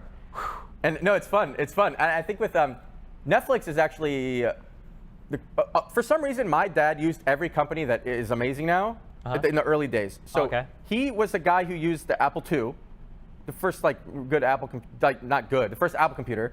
He used he's been an Apple fan since the beginning when they were almost bankrupt at one point, whatever. Yeah.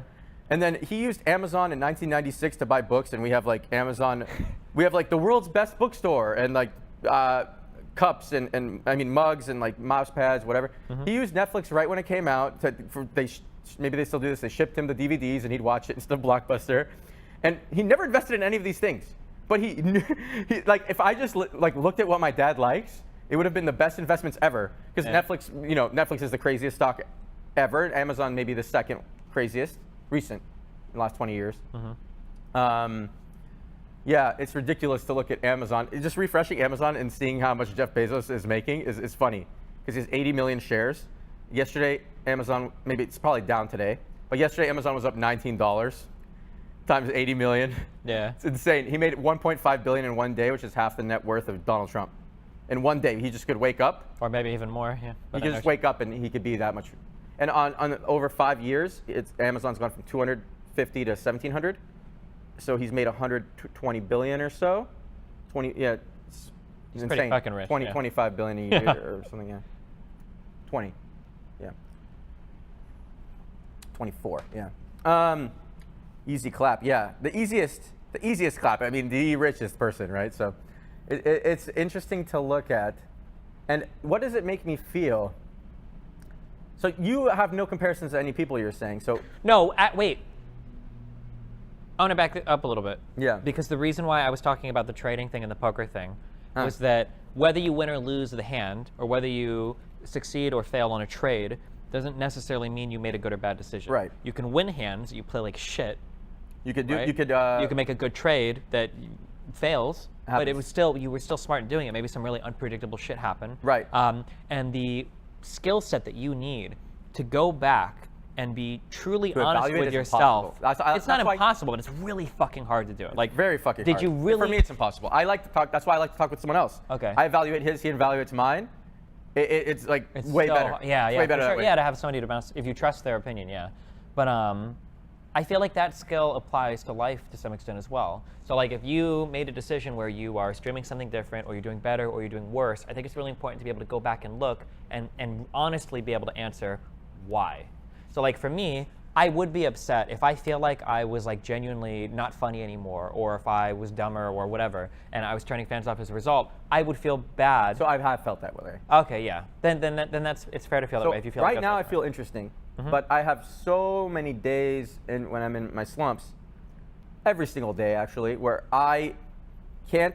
Every thought I have is boring to me. To me, that's what's important. I feel like I'm just listening to some record on repeat, just listening to myself think, and I don't want to subject other people to that. Yeah. And going live would, like, in my mind, just make people feel worse. And people think it's not true. They're like, we just want to see you every time, but right now I'm happy.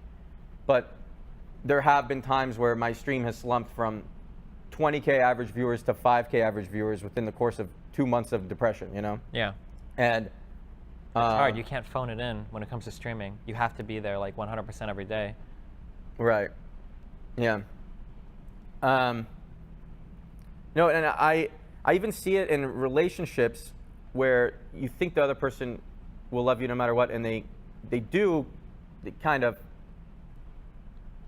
Fuck that. I don't like unconditional love. I would never want somebody to love me no matter what. They shouldn't unconditionally love me. If I'm, why should they love my piece of shit self when I can't get out of bed? And then I feel like if they do love me when I'm a piece of shit versus when I'm not, like, well, then it's like, why do you even love me? Like, the fuck is the point? But I'm like a psychopath, so I don't know. No, let's keep going on that. That's interesting to me. So if somebody really loved me, I would want that love to be conditional, and I would because the conditional part is what makes it worth something to me. Like, you appreciate me because of these things that I offer. If I no longer offer them, this is a new thought to me. I love this. Oh shit. Keep going. Well, yeah. If I no longer offer the things that you love me for, but you still love me, well, then why the fuck did you ever love me, right? But that's like a really fucked up. I love that. I don't like that. I don't like that. I just shared it with you. Never mind. We should talk about something different. You don't like that I might change that way? I don't want to talk about this. No, that's because I'm worried I'm going to say some fucked up shit that's going to like fuck your mind up. You think I'm that easily influenced? I don't know. Because you got that look in your eyes. Well, I don't know how easily influenced you are. I felt like I wasn't deserving of in my shit. Okay, I just went through a big slump, and I didn't get out of bed for a month and watch Netflix and stuff. Not suicidal, but, you know, probably like 3 months I did hardly anything, but a whole month I actually only left bed to pee and sleep. It's like February maybe. And I felt like I wasn't worth another person's love. And I was in a relationship. And it made me feel guilty. I felt guilty even that this person that has to be with me after they met me when I was in a good state of mind. And I think I'm right to feel that way. I'm waiting for you to talk. It's hard to relate. The problem right now is that we are talking about something that exists up here, but the mental illness stuff that I talked about before exists down here. And having this conversation is not fair when this is unresolved. It would be like if you and me were talking about like track times, if we were to go to the track and race, and we were talking about track times, and you're driving like a fucked up car, and like I'm driving like a fucking McLaren or some shit. Like this, it's a hard conversation to have. I agree with everything you just said, but if you're like genuinely depressed, which it sounds like you are, that's a fucking really unhealthy mindset to have.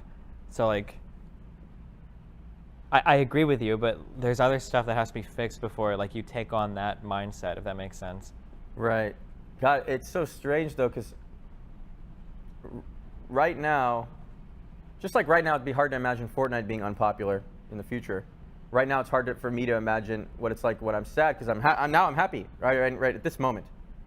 And every single time it's like that. Every time you're sad, it's hard to imagine how was I ever happy, and every time I'm happy, it's hard to imagine the opposite.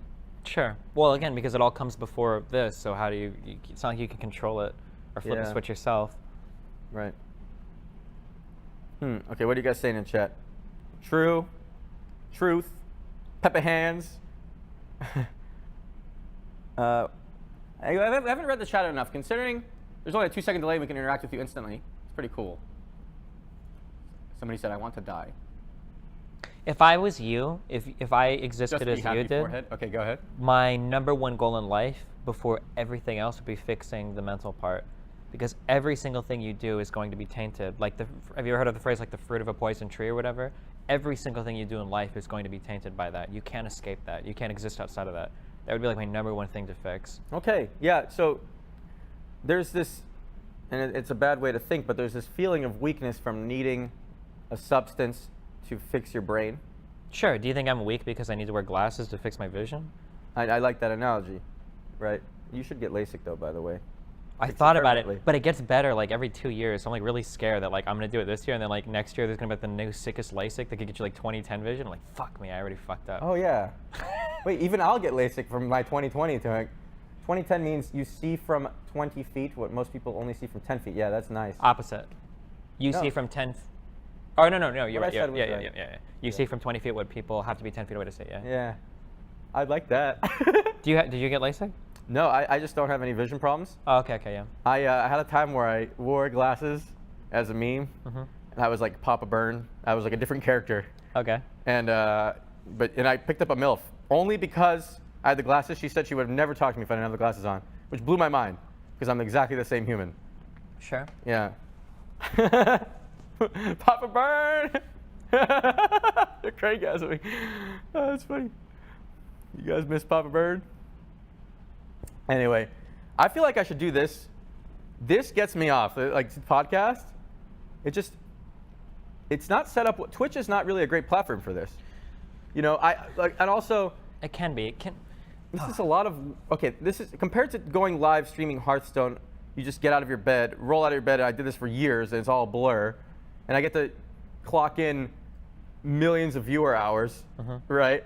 Streaming Hearthstone. Twitch loves viewer hours. Versus you get 2 or 3 hours of content once a week, you know? Sure. There's not much incentive to make good content on Twitch compared to just making meh content over and over, like more. When I was like 14 to 18, my family life was pretty weird. my mom and dad moved away when I was like 15, 16. And one thing that I found when I was going through that period, and this is something that I still feel like very, very strongly about, is, and I'm saying this because you mentioned that when you do this, you feel happy. I feel like to find out if you're like truly content or truly happy, you should have something that you enjoy doing on your own that doesn't need any other person that provides you with a source of contentment. Fuck. I think that's so fucking important, because one thing that I've learned in life is that people are very fickle and can come and go or can change through no fault of any other person. Something I enjoy with nobody else there? For me, it was music. That's like my thing where like, even if I have no friends, even if I got a ton of friends, even if I'm pissed off at everybody, like I can go and sit down in front of a piano. This sounds really sad, but there's nothing I enjoy with nobody else I think there. that's a really big thing. For me, that's like a really big thing in dealing with like any type of temporary unhappiness. And if you don't have an ability to like be with yourself or be with your own thoughts or to practice mindfulness or anything without being really uncomfortable or depressed, I'm only saying this because you said that when you do this, you feel happy. I don't like the idea of chasing happiness rather than I am always happy and then I do some things that leave me more fulfilled rather than I'm always unhappy.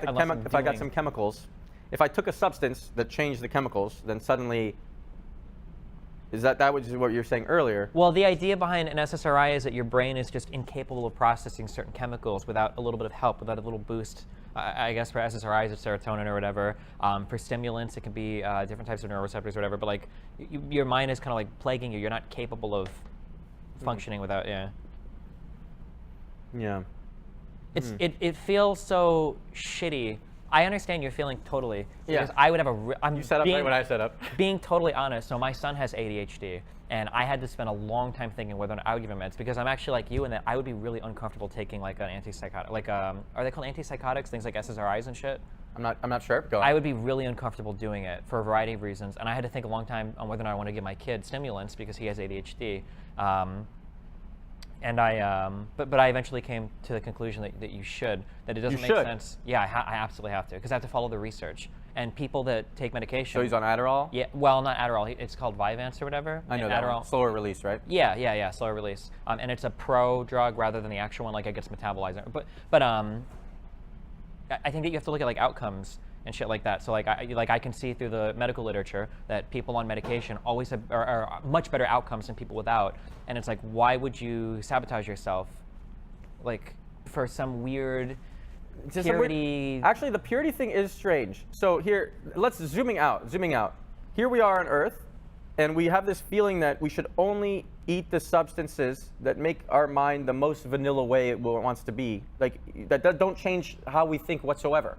Like we'll only eat, normal food doesn't change you whatsoever, and whatever plant, I don't know where they derive the chemicals needed to make Vyvanse or whatever, but wherever this is found on Earth, which obviously it has to be, we stop ourselves from eating these things that change our mind from the vanilla state, and some people might need those things, right? Maybe. You have to keep in mind. Is that zooming out too much in a weird way? It's probably a lot of question marks. I understand what you're saying. A lot of question marks in the chat, yeah. Our lives today are so much more complicated than what we evolved to deal with.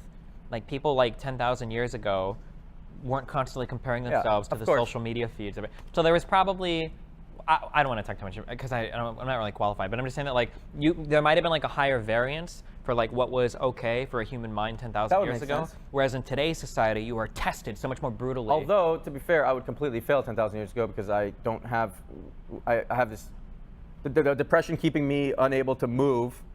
I wouldn't be able to eat because I wouldn't be hunting. Yeah, maybe. And gathering, and I wouldn't get a mate. So like, this is total fucking speculation. I would have died. Maybe, but like maybe it's possible that on like a hunter-gatherer diet where you were on your feet moving like 10 hours a day 10,000 years ago, maybe in those situations like things like depression wouldn't present themselves as obviously. Whereas could be true. Yeah, whereas in like today, because because the comparisons you were just talking about. Yeah, but whereas today that's not, we live lifestyles that are so far removed from what we kind of evolved to deal with. I knew you'd be good for this. Can we get some Destiny appreciation? Crazy. You're great to talk to, really. Thanks, buddy. I feel like I'm improving myself as we speak, and I'm only talking to you for like a little bit, and I should do this more often, right? Okay. Is that too much? No, maybe. I have a really hard time accepting compliments. I appreciate it, though. Yeah. I've had a hard time accepting compliments in the past, too. Yeah. I think you're really intelligent. It's one of the saddest things about you, I think. Explain. Because I think that you have the intelligence to be so much more than what you are, but I think your mental kind of illness like ruins you. Like the Reckful that you could be versus the Reckful you are now, that gap is, I think, bigger than even you think it is. Like, I don't, like, there are a few people on Twitch that I, like, actually would, like, say are intelligent. I don't, fuck. Raynad is somebody that I would consider to be actually intelligent, even though he's a little autistic sometimes. I think Raynad is actually a really smart guy. And I think that he's a little autistic sometimes? Yeah, and I think you are a really smart guy. And I don't know if, and I'm not saying that, like, everyone else is stupid, but I'm just saying in terms of, like, people who are like, I think this person is genuinely intelligent, I think that you're, like, one of the few. So when I see how fucked you are because of your mental illness, it's just really sad to me. Well, not like in a pathetic way, but like you could just be doing because I more. rolled high intelligence at birth doesn't mean you have to feel worse for me than somebody who rolled low intelligence. I guess I feel bad because it just seems like something that, if I was in your position, this would be the most aggressive issue in my life I would be trying to fix. Like everything else would fall to the wayside. Yeah, it would absolutely be the most aggressive issue I'd be after. Okay, I will work on my mental illness. My parents will like that. Yeah. I want to bring my dad on here, but I wasn't sure how it'd be. He's 75. Probably where my dad speaks 7 languages, got a PhD in international law, worked in the UN.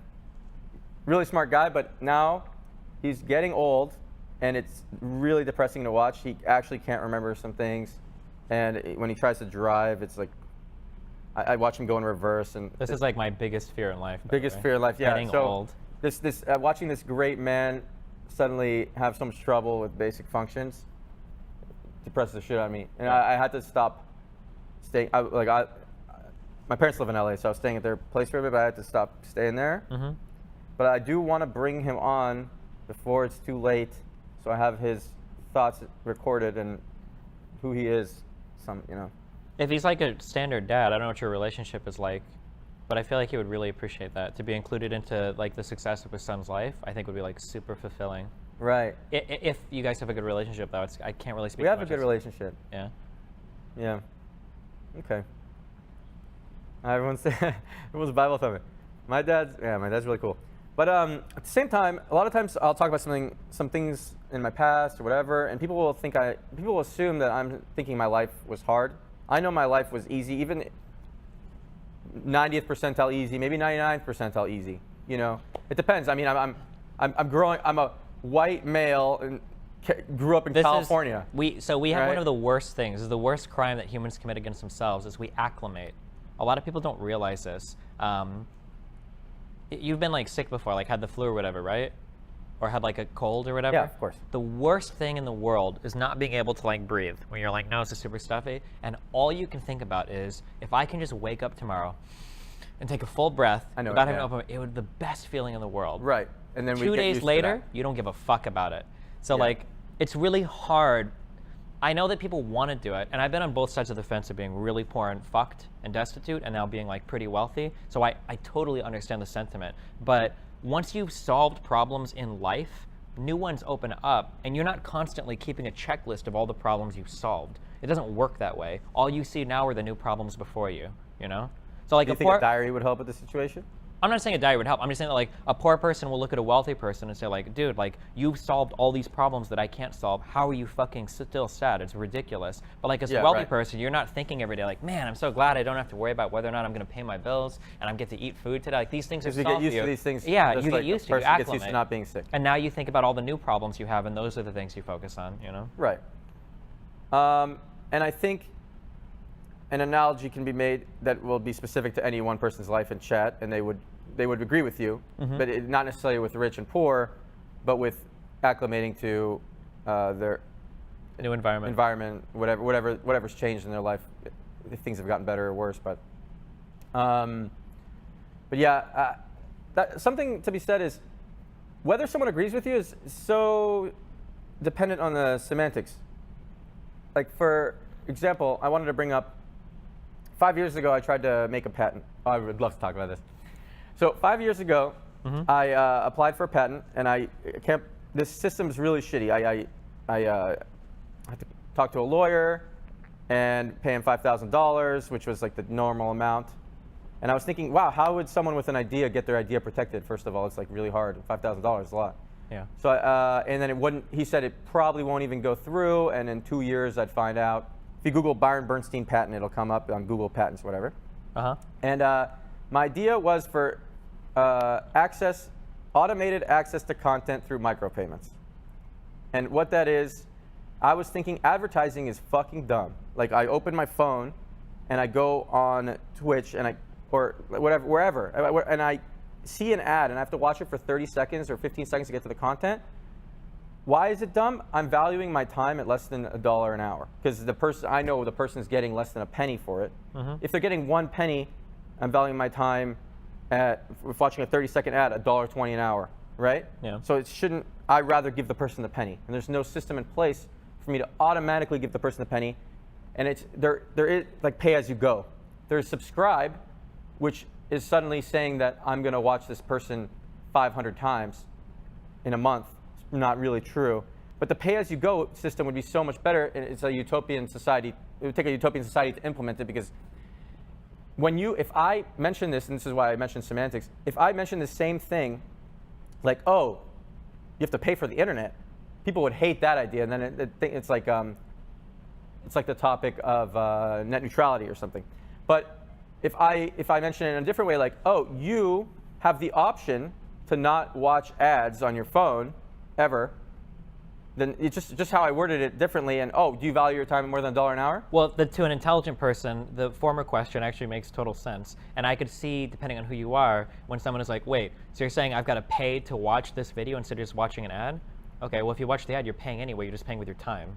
Right, so you should have the option to pay with your time. Just like you can watch ads for bits on Twitch, you should be able to pay bits to skip ads. And that would be nice when you're on your phone. And it's also pay as you go, and then if you stop using Twitch for a month, you're not paying a subscription. Sure. I would like that a lot. And there's just something better feeling about paying as you go compared to paying a subscription to something. Yeah, it'd be interesting to see what that would cost at the end. So you'd have an account and you'd put like $50 in it for the month, and you'd see like at the end like where all your money is going. And I see everybody saying ad block easy, and I totally agree with you. Until everything on the internet starts switching to subscription models, but people think stuff subscription models, and on your phone it's not easy to ad block. And the reason ad block is bad, and I'm not saying this from Jew perspective for my own income, is you are taking away incentive for people to create good content. And I agree with, I use ad block. I use ad block because I rather give the person I'm watching a penny than watch an ad. And I agree with ad block. I use ad block. But the system, the way it's set up is bad. There shouldn't be ads most of the time in general. Ads shouldn't be one of the main forms of monetization. I think that a lot of my viewers would value their time at more than $1 an hour and rather not watch an ad. So they would use ad block. It's really hard. You would make people, I'll let you talk. Yeah, go. You want to Oh, no, go for it. You said, I'll make people. I lost my train of thought, but you can go. Fuck. Well, we were just talking about ad block, and then I think you were going to say, I'd rather make people pay a penny than watch an ad, or? No. Oh, shit, I interrupted you. It's okay. But yeah, that when people hear this, they're always like, oh, this is a stupid idea. But I can think about it, and I know the internet would function better this way. There's even some cryptocurrency that is this now is trying to copy this idea. Not copy, because they didn't take it from me. Yeah. But like BAT or something, basic attention token, something like that. I think using bits is, because Twitch has bits, it makes sense. Like, oh, pay bits to skip an ad, pay as you go. That kind of makes sense. But not everyone wants to sign up and buy bits. I don't want to do that. So it's like it would take this system set up like where you have money in your Google account or like in your browser. You just have like $10, and as you're visiting sites that you enjoy or blogs or videos, whatever, it's automatically transferring 1 cent to that person, which you'll never fucking even notice.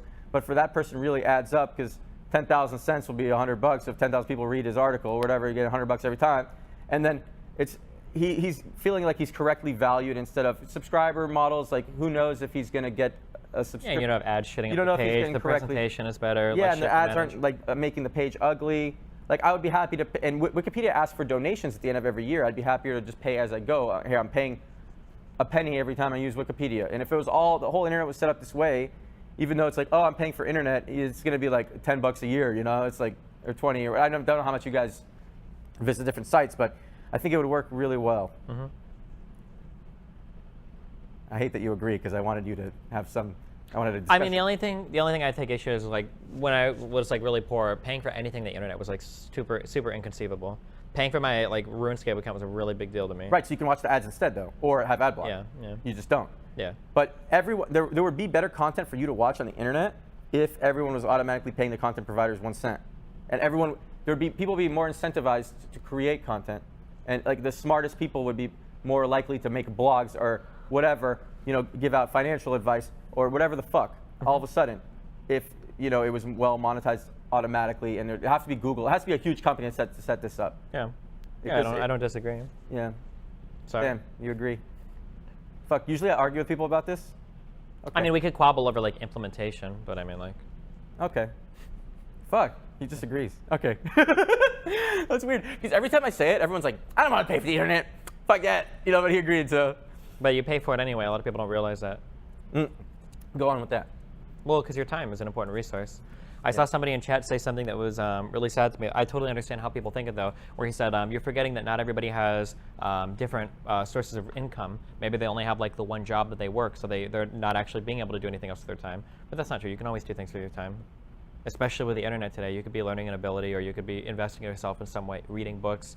Learning is so much easier than it once was. Imagine you want to know one piece of information, you have to open an encyclopedia. Like by the how time many? You get there, you might not even be interested. Yeah, well, like Google. People take this for granted so much. 15 years ago, if we were having this conversation and you would ask me like, how many burgers can you make from a cow? I don't even know how the fuck I would begin to answer that question. That's true. I have no idea where I would go for that information. Maybe a phone book, and then I would like call like oh my God, Omaha Beef or some shit, and it's like, listen, do you have like a cow slaughterer there? Yeah, wait. Yeah. Like my cousin's cousin, he's like on a farm, but I guess he just kills the cow. He still doesn't make the burgers, so then like maybe he can talk to the guy at McDonald's. Like, I don't know. Yeah, it would be really fucking hard. Yeah. That's funny. I want to see. While I was on the Uber here, and I was planning to just completely wing the whole thing, but I wrote down some shit that I was interested in hearing from you, and I want to see if any of it is any good. Okay. Something annoying about the patent. I wrote this down. So I realized America sucks in this way. I had to pay $5,000 for the patent, and it was a very small chance to go through, which, by the way, didn't even go through, and it's like reapplying, like abandoned, and it's a reapply. I don't know what's going on. And then after I got it, I talked to people I knew who worked at Google, whatever, and what they told me was, oh, sorry, we actually can't, I have to stop you here. I can't listen to anybody who has a patent about any idea, because then if we accidentally steal that idea, Google will be sued for more than if we didn't hear about it. Yeah. So I'm not allowed to listen to you because you tried to protect your idea with a patent, which is so fundamentally fucked up, right? You need to protect, I wrote this down. You need to protect your idea by making a patent, but then you can't pitch your idea because you made a patent. It reminds me of like the funny meme where it's like if, it's the Catholics that believe that like if you'd never heard of God, you can't go to hell, because it's not fair to send somebody to hell that didn't even know to God, or that didn't even know God existed. Oh, so like tell me about it. When the missionaries go like traveling, So it's like you're fucking everybody up. Like, why would you do that? Like, just keep your mouth shut, dude. You're now you're reducing their chances from 100% to some other percent. That's fucked up. That's real fucked up. Yeah.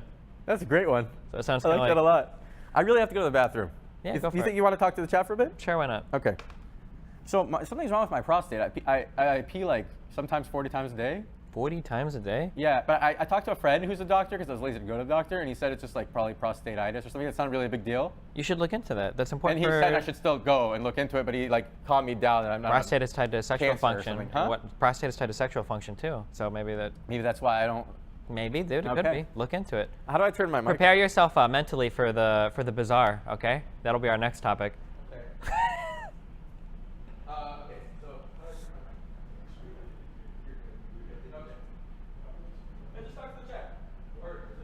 All right, what's up, guys? How you doing? All right, let's talk about some real shit, guys. You guys see that Manafort shit this morning?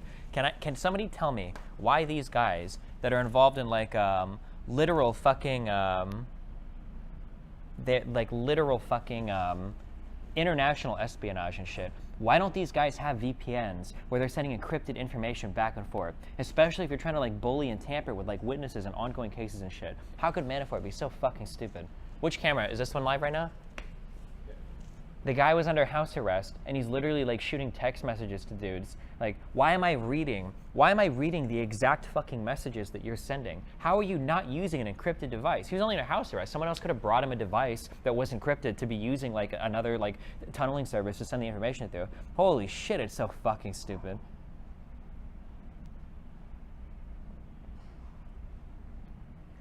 The stuff they got was encrypted. It must not that well. If we're reading it, that means that they must have gotten like a device at one end or the other, right? You can't man in the middle encrypted thing. Well, you shouldn't be able to unless some fucked up shit is going on, right? So like, I don't know. Fucking, oh, dude, that Manafort shit. And Trump was trying to say, what did Trump say? I only knew that guy for 49 days. The guy was his campaign manager for almost like fucking half a year. What the fuck are you talking about? Only 49 days. This is a literal fucking campaign manager. Oh shit, dude. If Manafort rolls on Trump, that's some shit. Back. Yo, you're dividing the audience. Oh yeah, dude, I love it. Audience hates me. They think I'm SJW. The political shit going on right now is so funny. I need that Twitter account back. I want to roast so many fucking people right now. I want your Twitter account back. Maybe we can make it happen. Who do they have to tweet to get your The Twitter guy account that so I've got like 4 different contacts that I know. People with Ice Poseidon, Pokemon, and then a couple other people I met that are like barking up this tree. There's a guy that runs an account called @TwitterGaming, and apparently his name is Reshi or something. Actually, Andy Milonakis might be able to get your Twitter account back because he was able to get his verified back because he knows. Oh, maybe. I don't know. But I'm not like close enough to Andy, host, so I don't like to go to like total strangers and like ask for favors. It feels really shitty. But yeah, so like they're all like, I'm trying to get to that guy. I think if I can just talk to that dude, maybe I'm gonna ban. I had a verified account and everything. I just got like permanently They corrected banned. you when you said Pokemon, but her name actually is Pokemon. Yeah. But What? yeah, people started saying Pokemon. Oh no. But Yeah.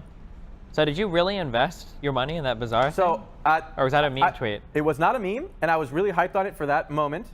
And I was gonna, and he actually needed a lot more than just the Indiegogo to make the whole game, he realized.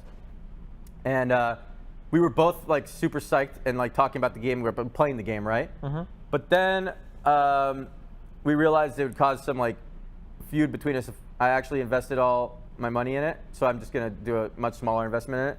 The amounts people were guessing that I was investing were way off because I was like, it was crazy that I was gonna do this. And like, I realized quickly that we would disagree on how the game should be made and card design and stuff. And if I own half the game, it wouldn't work well for us. Okay. So like, still gonna invest in it, still gonna play it, but I'm gonna smaller stake. So now you don't have as much to talk about. I feel really uncomfortable accepting like big favors from you or any kind of investment from you just because my mental state. Yeah, it would make me feel really uncomfortable. Right. No. So he's not like gonna hold me to it, the full thing. He's gonna. I think he's more comfortable getting it from multiple sources than one source anyway. Yeah, sure. It just don't. It's hard. It's hard to raise money for a game, and games have 98 or 99% fail rate, like not even making the money back. So he has to hire like 15 devs for a year. He said. You know, it's expensive, and artists and stuff. So yeah. Anyway, what do you guys think? Talk about my brother's scam. Now I don't keep up with things my brother does. Ever since this is pretty crazy. My brother made a CS:GO gambling site, which I pitched him the idea. I was like, look, these people are all making CS:GO game sites. Make one that's actually fair and whatever. Okay. And not a lot years ago. Yeah, hold on, wait. I'm sorry, just because I don't know your lore as much. This is a different brother than the one you mentioned earlier. Different right? brother, two brothers. Okay, not one brother. Okay. So he made a CS:GO gambling site. He made I actually told him he should make a CS:GO gambling site. Okay. And I said, look, just don't do anything shady, like instead of the Phantom Lord stuff. And if there's absolutely nothing shady going on, it's still an amazing business because you get 5% of every pot. It's insane. Yeah. You'd make hundreds. Anything with gambling is guaranteed returns. $100,000 a day. So it's a crazy business, right? Uh-huh. It's like and the thing that happened was he got tempted to do shady things. Oh no. And also he thought I wasn't worth anything instead of it being a 50-50 thing. And he was like angrily texting me that I don't do anything and he could have just hired other streamers to promote it. You can look at it both ways, right? He's just like, I could just hire streamers to promote it. I don't need you, cut me out. And also I paid for the whole thing to be made and artists and stuff. You did or he did? I did. You did, okay. And I ended up getting absolutely $0 from it. Okay. And then we had a falling out. And just because of the greed and whatever, then I haven't talked to him since. Oh, but he's very different than I am. And it makes me uncomfortable. But at the same time, he's like he can find happiness in things, and like traveled a lot, and he went backpacking in South America for like 6 months, and I want to be like him in some ways, but just, yeah, I don't know. I don't know about his business practices. Out Jude. Out Jude. No, the thing is though, I don't see him as a bad person necessarily for it, because he actually, you furrowed your brows. Yeah, because I just. He actually believes I was worth nothing to the project and that he was getting fucked. Like, his intentions aren't necessarily bad, and he just has higher self-esteem or whatever to believe that. A lot like Reynad. Reynad has really high self-esteem, so not that his intentions are bad when he's making a deal with you, but you know, he believes he's worth a lot to the project. Yeah, but that shows like a pretty big lack of empathy, I think. Okay, yeah, maybe. Yeah, which is a bad thing. Okay, so maybe less like, maybe not like Reynad exactly. Like, say that I'm like married to somebody and I meet like a supermodel and I fuck them, and like I go back and they're like, well, why did you fuck the supermodel? You cheated on me. And you're like, okay, but she was so beautiful and like I'm so cool. Like, you should understand. And they're like, well, no, that's kind of fucked up. Like, you would never say like, well, that person genuinely wasn't a perfect thought. analogy though. Well, but like your argument would be like, okay, well, that guy wasn't like meaning to necessarily like cheat on his wife. Like, he actually thought that she would be supportive of it because the other supermodel was so hot and the guy was so cool. And it's like, okay, but that's just like a big fucked up lack of empathy on his part. I agree. Right? I agree. Yeah. It's not a perfect analogy, but it's good enough, I suppose. Okay, sure. You guys are Omega Lawland? Oh, that wasn't supposed to be a reference or anything. Fuck. But maybe that's not. It's not. Was it a supermodel? No, I don't know. I don't want to talk about this. I like the doc. I like the doc, okay? I think that live stream fails fucked him hard, so fuck those guys. Yeah. I don't. How much do you watch Twitch? See, Never. I don't watch streams. Never. I just watch like clips from live stream. How many hours? Think about it for a second before you answer. How many hours of Twitch have you watched in the last year? Less than 1. Okay. And my whole life, probably less than 15. Me too. Yeah, okay. Less than 15. Streams are really boring to But me. I recently watched Twitch for 2 hours. The day that there was the Fortnite tournament and the Smash tournament. Okay. And Soda was streaming Jurassic Park game, and Becca was streaming just playing Fortnite. And then I watched all these streams and enjoyed them for a while, and I was like, wow, I'm actually enjoying this. I guess to clarify, because Chad's calling me out, I guess like if I'm like talking to somebody or trying to talk to them, I'll like turn on their stream and like watch it, so like I'm trying to get a hold of them. So But not, I guess that's like, different a little. Yeah, but not like in my free time, like I'm watching streams or whatever. So. Yeah. Why I would watch Twitch if I was playing games though, because I have it on my other monitor. But if I was playing games, I'd be streaming. So you're not watching Twitch? So then I wouldn't be watching. Yeah. So. It's hard for me to stay interested. I would listen to a podcast. I've never tried listening to podcasts, and I feel like I would enjoy it. Do you enjoy it? Do you do that? Maybe. People talk really slow for me, so I can only listen to YouTube where I can like speed it up. 1.5, yeah? Yeah, when I speed things up, I can listen to them, yeah. The big problem I guess I want to start listening to, I should. I don't do enough to like stimulate my mind, and I think podcasts are probably a good way to stimulate your mind. Don't you have friends that are intelligent and stimulate your mind? No, I don't. Really? No. Nobody? That sounds really fucking narcissistic and really mean. I'm sorry. I don't have, let me be more specific with that. I don't have friends that share the interests that I have that stimulate me in the ways that I would like to. So like my big interests are like political things or philosophical or ethical things, and I don't have friends that are like super big on that where I can. Okay, so I'm not interested in the political topics at all. So am I not stimulating you? No, you're interested in other ways. Like everything that you have in terms of the Twitch history, and then anything related to like what's going on with Twitch or your personal life, I think really interested me. None of the philosophical? Well, we're not really talking philosophy, are we? But what if we were? Well, I guess we can try it. I don't know. You might be a basic bitch when it comes to philosophy. I could be a basic bitch. Sure. Talk to me about philosophy. The problem, man, this sounds really narcissistic.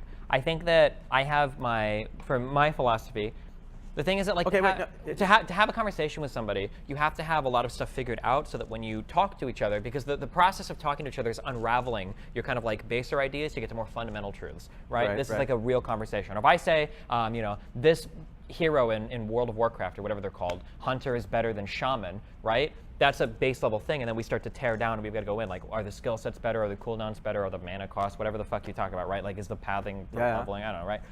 So like in terms of philosophy, I have a lot of my personal philosophy figured out to a very fundamental level. Whereas if you don't have that as figured out. But I can listen to your personal philosophy and judge it in my own way. But it's really hard to do that on the spot. I can't Let's do it on the see. spot. I'm curious. Wait, but before we do that, Sure. it is surprising though. Okay, let's say you have 5,000 viewers or whatever. Okay.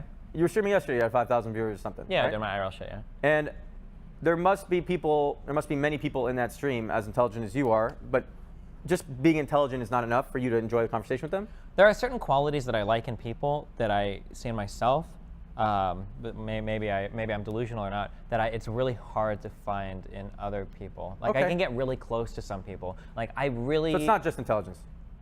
It's not, it's like, there's like kind of a detached, dispassionate, objective analysis of things is really hard to get. And I'll find some people that match that pretty closely, but then I find out that they're like highly spiritual, or that they're also very religious, or there'll be like one thing that kind of like fucks everything else up. In high school, if I found out anyone was religious or into astrology, stuff like instantly I could not like this person. Yeah, I wouldn't say that for me. I would never go that far that I can't like him. I actually couldn't. Oh, wow. But, Yeah. but like for me, like it kind of taints everything. Not like that. Or not really taints, but it just makes me kind of wonder on everything else. Like how is their thought process to me logical if they arrived at these conclusions? yeah, exactly. Okay. Because what I like is the process. I don't care about your conclusions at all, actually. We might think wildly differently. It's the process that interests me the most. Because Okay. people can use very intricate and very rational processes and arrive at different conclusions sometimes. The League of Legends conversation. No, wait, which one? Not that one. The one just today. Oh. About the practice. Oh. I know you're laughing at that one. The other one the other one was really interesting. I don't the first time I debated I don't want to do this. Yeah, it's fine. It's fine. I had just started playing League. Oh, he doesn't no. want to do it.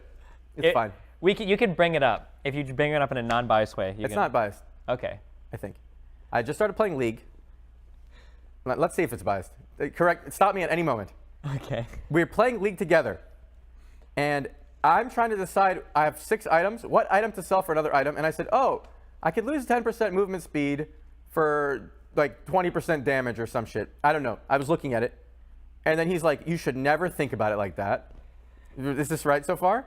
You should think about it. You need a threshold of movement speed to catch the opposing champion. Look at the other champions. If you have that movement speed, then you could do it, then whatever. And I agreed, but that I have no idea what the thresholds are. So the best thing I can do is look at it like that. And then you thought that it was wrong of me to do that. Is that biased? Was that biased? Yeah, that's biased. Or no, that's not biased. That was It's good. not biased. That was a good telling, yeah. And we had a disagreement on that. Right. And we how argued did we about talk about that for 5 hours? I don't know. Doesn't it seem straightforward that you're right in the situation with more information and I'm right for my situation? I think we have very strong convictions, and I think that neither of us like to let go of them very easily. Okay. Which is good. I like that. I appreciate that. Yeah. Well, unless you're being really dumb, I'd rather somebody with strong convictions than somebody who rolls over on everything I say. Okay. That's a big issue I have when I talk to people. I actually really appreciate people that disagree. Tell you to fuck off. Yeah. Yeah. That was Not, like- not completely, but. No, even completely. My first girlfriend, serious girlfriend, and then wife was somebody that did that to me a lot, because I will steamroll you in a conversation if you're like really passive. Right. Because I'm very confident and very aggressive. in Right, everything I right. say. So I need somebody that can be like, hold on, you're full of shit right now.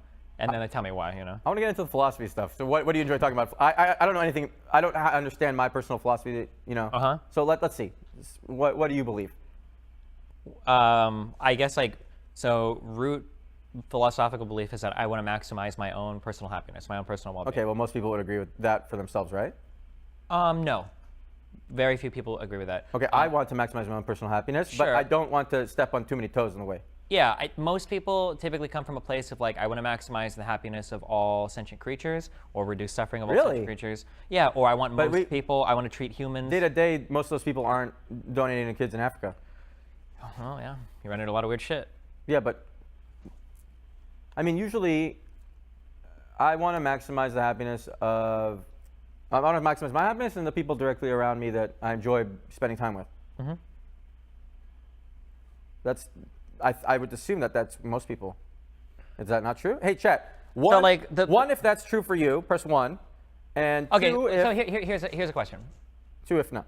If you kill, let's say you have the ability to kill somebody or steal something, why would that be wrong?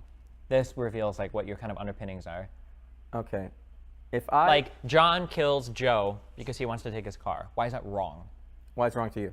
I don't think it's fundamentally wrong. I don't believe in any type of objective morality. I don't think there are fundamental objective truths to the world Okay. or anything like that. So if John kills Joe to take his car.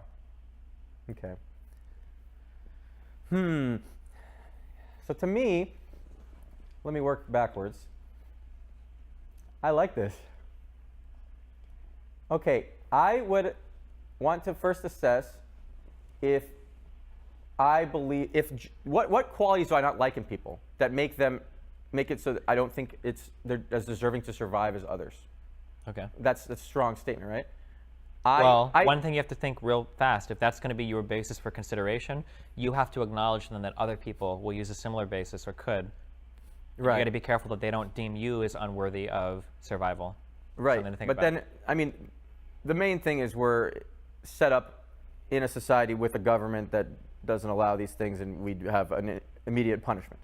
So you appeal to the legal system to figure out what's morally right or wrong? I'm not saying it's morally right or wrong, but I wouldn't even consider this. It doesn't even come across the consideration when I see Joe and has a nice car to kill him for the car. Okay, what about... I know it's not going to be worth it. What about 120 years ago?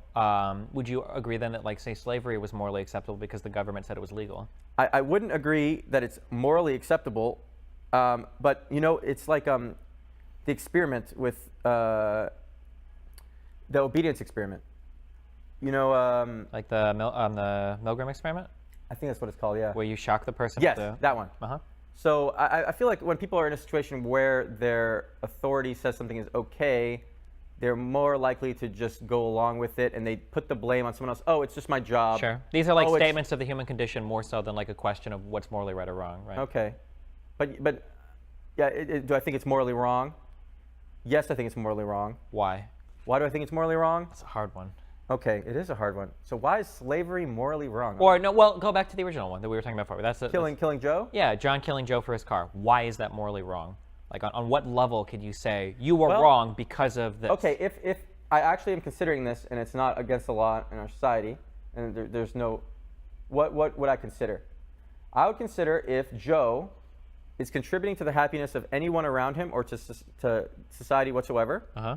If Joe doesn't contribute to anyone else, if this is a game, then we don't need Joe, and it's okay. So the way that I typically do these types of discussions is what I do is you make a statement, I'm going to extract a template from that statement, and then I'm going to plug in other things that I don't think you would agree with to test your statement for validity or consistency, right? So yeah, I like that. Yeah. So the template that I'm extracting from your statement is that if you have a person that doesn't make anybody else happy, then the destruction of that person is morally permissible. So then I would start plugging in things like, let's say that you've got people that just like live in the wilderness. Right, sure. People live in the wilderness, they like live in a cabin or whatever, that they don't really interact with anybody, but they take care of themselves. Would it be okay if, let's say, I wanted to have fun, I'm going to go out into the wilderness, I'm just going to hunt these people and kill these people, but they're not making anyone else happy. Right, so I would add more to it at this point, and I'd say they aren't taking away either. If Joe is taking away from people's happiness, then maybe killing Joe is permissible. If Joe is adding absolutely nothing to everybody around, and even taking away, making everyone's life he touches becomes worse. Okay. Then maybe it's morally permissible to kill Joe in a society that allows killing. Okay, cool. So we'll take the new caveat. Let's say that you've got like kind of a grumpy old guy and his family's all moved away. Grumpy old guy goes into a bakery every day. Family doesn't like him if he dies. Nobody likes him anymore. Right, yeah. Grumpy old guy goes into the bakery every day. You've talked about this a lot. Yeah, I have. Okay, keep going. This is the problem, right? Because I see you've talked about this a lot. So like, grumpy old guy goes into a bakery. He buys a cake. He's always kind of like rude to the waitresses or whatever. They don't really like see him. He doesn't leave a tip or whatever. Let's say that you're outside. You see this guy come out, and you decide to just shoot him in the head to take all his money. You're okay to do that because he's not really making anybody else happy or whatever? Or? No, I would be okay with our society as a whole agreeing to delete him, and then we share all his funds like Monopoly. Okay. Yeah, if I get it personally, why should I get it? Sure. I think we should all share it. So would you be comfortable if you reach... Or it should be up. So let's say that... Wait, in Monopoly it's an auction, so Monopoly is a bad analogy, but you know what I mean. So let's say that you get to the area where like you're 40, 50 years old and you don't have any like family or... I would be okay with people trying to kill you because you don't really... No, if I am not contributing anything to society anymore, no, I don't make anybody happy. Like when I stream, sometimes I make people happy. Mm-hmm. And nobody around me enjoys my company. I'm okay with my society killing me and spreading out my wealth and my goods. And I think that's fine. That's a really... Yeah, I feel like there's a lot of conditions that you'll accept there that, would make a lot of people uncomfortable. I'm actually okay with that. Sure, if you're okay with it, then it's fine. Say you give birth to a 1-year-old and the kid is crying all the time and he's kind of sick off and two or whatever. Should you be able to kill like a 1 or 2-year-old kid because they're just really obnoxious and you just? Well, they have future potential that's unknown, and there's more to it, right? Okay, sure, that's fair. So basically, we'd be focusing then on like everybody past a certain age that doesn't have any friends or family that are kind of grumpy or don't like necessarily make other people's lives around them better. But if they don't make them worse, we can leave them. But if they're just kind of like grumpy, rude. If they actually are significantly making other people's lives worse, then a society where they're exterminated would be slightly better. Okay, so we would add. We already added that when we talked about the people in the cottage. Significantly worse is a little bit differently. The word significantly, yeah. I mean, when you say like, worse, let's say they're a little grumpy. It's not like that's reason to remove them. You know, because then. But like, let's say a guy goes into the bakery and he's like, "Give me my muffin, you bitch."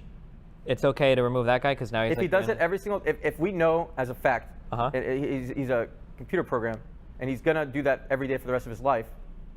Yeah, we'd remove that from our code, right? Why would we want that guy unless he adds like part of the storyline or something?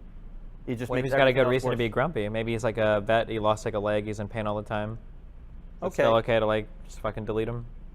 I mean, if it helps everybody to delete him, if it helps everybody else to delete him, it's not just this one lady he interacts with, and if he interacts with like 100 people, there's like a threshold. There's a threshold. If he interacts with one person, then it doesn't feel like it's okay, because if it's a 1-to-1, he wants to live, but he fucks over this other person from wanting to live, then maybe it's fair. But if he's fucking over 10 other people's desire to live, and he wants to live, then I think we delete him. There's some threshold that we could come to that it's hard to quantify, right? So if I like generalize these statements a little bit more, do you think that if we can get rid of some person to improve the lives substantially of many other people, that this becomes like a good trade-off for society? If the thing is, it can't ever be set up by the government in a way. No. I'm not going to to try to like nail you on like some dumb shit like that. Like, well, what if the government kills the wrong person or some shit? But like, I don't think there's any way to set it up that makes everybody comfortable. Say you have like a divine moral God that's capable of making these judgments with 100%, right? Yeah. Okay. So let me say my statement again, and then I'm going to present a challenge, and you'll augment it, I'm sure. But if you could remove a person from society who is maybe like maybe isn't even that bad, but like you could substantially improve the lives of other people by removing this person. Instant remove. If it's me, instant remove. Take me out. So if it's painless. Here's the question, okay? Yeah. Let's say that you get into an accident and you're wheeled into the hospital, and the doctor is examining you, and there are 7 people on waiting lists for your organs. Should the doctor instantly kill you to save the lives of 7 other people? 7 people will live. And if I don't improve the lives of as many people, say you're just like a neutral. You're just neutral. If those 7 people, if I improve the lives of 1,000 people, and those 7 people only improve the lives of 10 people, let's say, let's say you're neutral. Let's say that you don't improve. You're not a streamer or whatever. You're just like a random dude or whatever, and you don't have a family. You just kind of live on your own. You don't talk to your parents much. Should we always be killing those people as they come into the hospital? And I will save 7 lives. Sure, or 4 lives or whatever. Yeah, I think I should die. Okay. I would die. Okay. But the thing is, I'd be really uncomfortable with that reality. Well, for me, I'm okay with dying at this moment. If I died right now painlessly, the only thing that sucks is how my parents would feel, how Becca would feel, a few people I know, you know? That's the only thing that comes to mind, and I don't want to do that to them. But for me personally, even though I'm not sad right now, if I died painlessly at this moment, So it's different for me, right? And then I'm judging from that perspective, which some people might. Yeah, that perspective is really fucked because most people clinging onto life. Most people want to exist, right? I'm very much in that party where I very, very much don't want to die. Right. So my moral system is. Since I'm judging from that perspective, it's flawed compared to the average. Well, not flawed, but it's different. If you're self-destructive, obviously you're going to be much. I'm not self-destructive. I wouldn't say I'm suicidal, right? You know, I'm actually in my happy state. If you're indifferent towards existence, then how about that? I'm indifferent towards existence. Okay, yeah. I like the feeling of being indifferent towards existence. It feels there's not much to worry about. I worry about being tortured. That scares the shit out of me. I would hate to be tortured. What about you? What scares you? Dying is very scary to me. Just dying. Or getting old, yeah. The idea of being trapped inside. So you enjoy data. See, that makes me think that I enjoy day-to-day life at a level of, now this right now is like I'm peaking. Just talking. Okay. Yeah, I'm mentally orgasming. You know, I really enjoy it. But my day-to-day life, I enjoyed at a level of 2 out of 10. You know, And if the average person, it seems to be 5 out of 10. Sure. And yours, I assume it must be much higher. Like 7 or 8 out of 10, yeah. 7 out of 10 just as you're going around. That totally makes sense then. Like let's zoom out. We're looking at us like we're Sims. Like I'm the Sim that's like and you're the Sim that's. Okay. Yeah. I never played The Sims, but sure. I didn't play The Sims either. Okay. Yeah, but I just assume that's what The Sims is like. He's liking this. Okay. Where do you want to go from here with the? Since I was willing to die, did it end the conversation? Kind of, because we start at different fundamental levels. If you're willing to accept your death so easily, then there's a lot of like stuff that you could buy into that most people wouldn't be comfortable with, because most people don't want to die. Right, but then I have to have empathy and think that most people don't want to die. Would I think you should die to save 7 people? We can talk about that. Right? Yeah. Do I think you should die? Well, so like there's something called okay, there's something called okay, you've got 2 ways of looking at Someone it. said Okay? yes, kill him, all caps. You've got like this is like super crash course on shit that I don't even understand. If there's like philosophy majors in chat, they're probably cringing super hard. Okay, you've got a deontological way of viewing actions, and you've got a consequentialist way of viewing actions. A deontologist would say that if I lie to you, it's wrong because it's morally wrong. Period. Actions themselves are right or wrong. If I kill somebody, the act of killing another person unprovoked is a wrong act. I don't like that. Okay, that's my instant feeling. Sure, that's a deontological way of looking at things. Okay. A consequentialist way of looking at things is if you do something wrong, we have to look at the consequences to see if it's good or bad. If I kill one person... So that's what I was doing. Yeah, a consequentialist. If I kill one person, and I'm giving you like really standard consequentialist challenges. Well, what if we can kill one person to save 4 people? Right. What if you wake up in a hospital and you're tied to another person who's using your kidneys for dialysis? Do you have a right to unplug yourself and walk away? Consequentially, you're killing one person, but deontologically... 1 for 1. Say like both people can live. You just have to stay on dialysis for a year. Would you be okay? But you didn't consent to it. Would you be okay unplugging yourself and walking away? Because I actually wouldn't be okay unplugging myself walking away. Yeah, so it's a consequentialist point of view. Because if I unplug myself, I'm inconveniencing myself a little bit by being on dialysis, but I'm killing another person. Right. Yeah. Right, yeah. There's something called rote versus rule utilitarianism, and the idea is that a rule. Force and raid. Hey, Force and boys. Hey, what's up? The idea is that like a rote consequentialist would say that like you should always optimize to save the most people based on the direct consequence of the act. But a rule utilitarianist would say like we should keep in mind how the rule actually impacts everybody.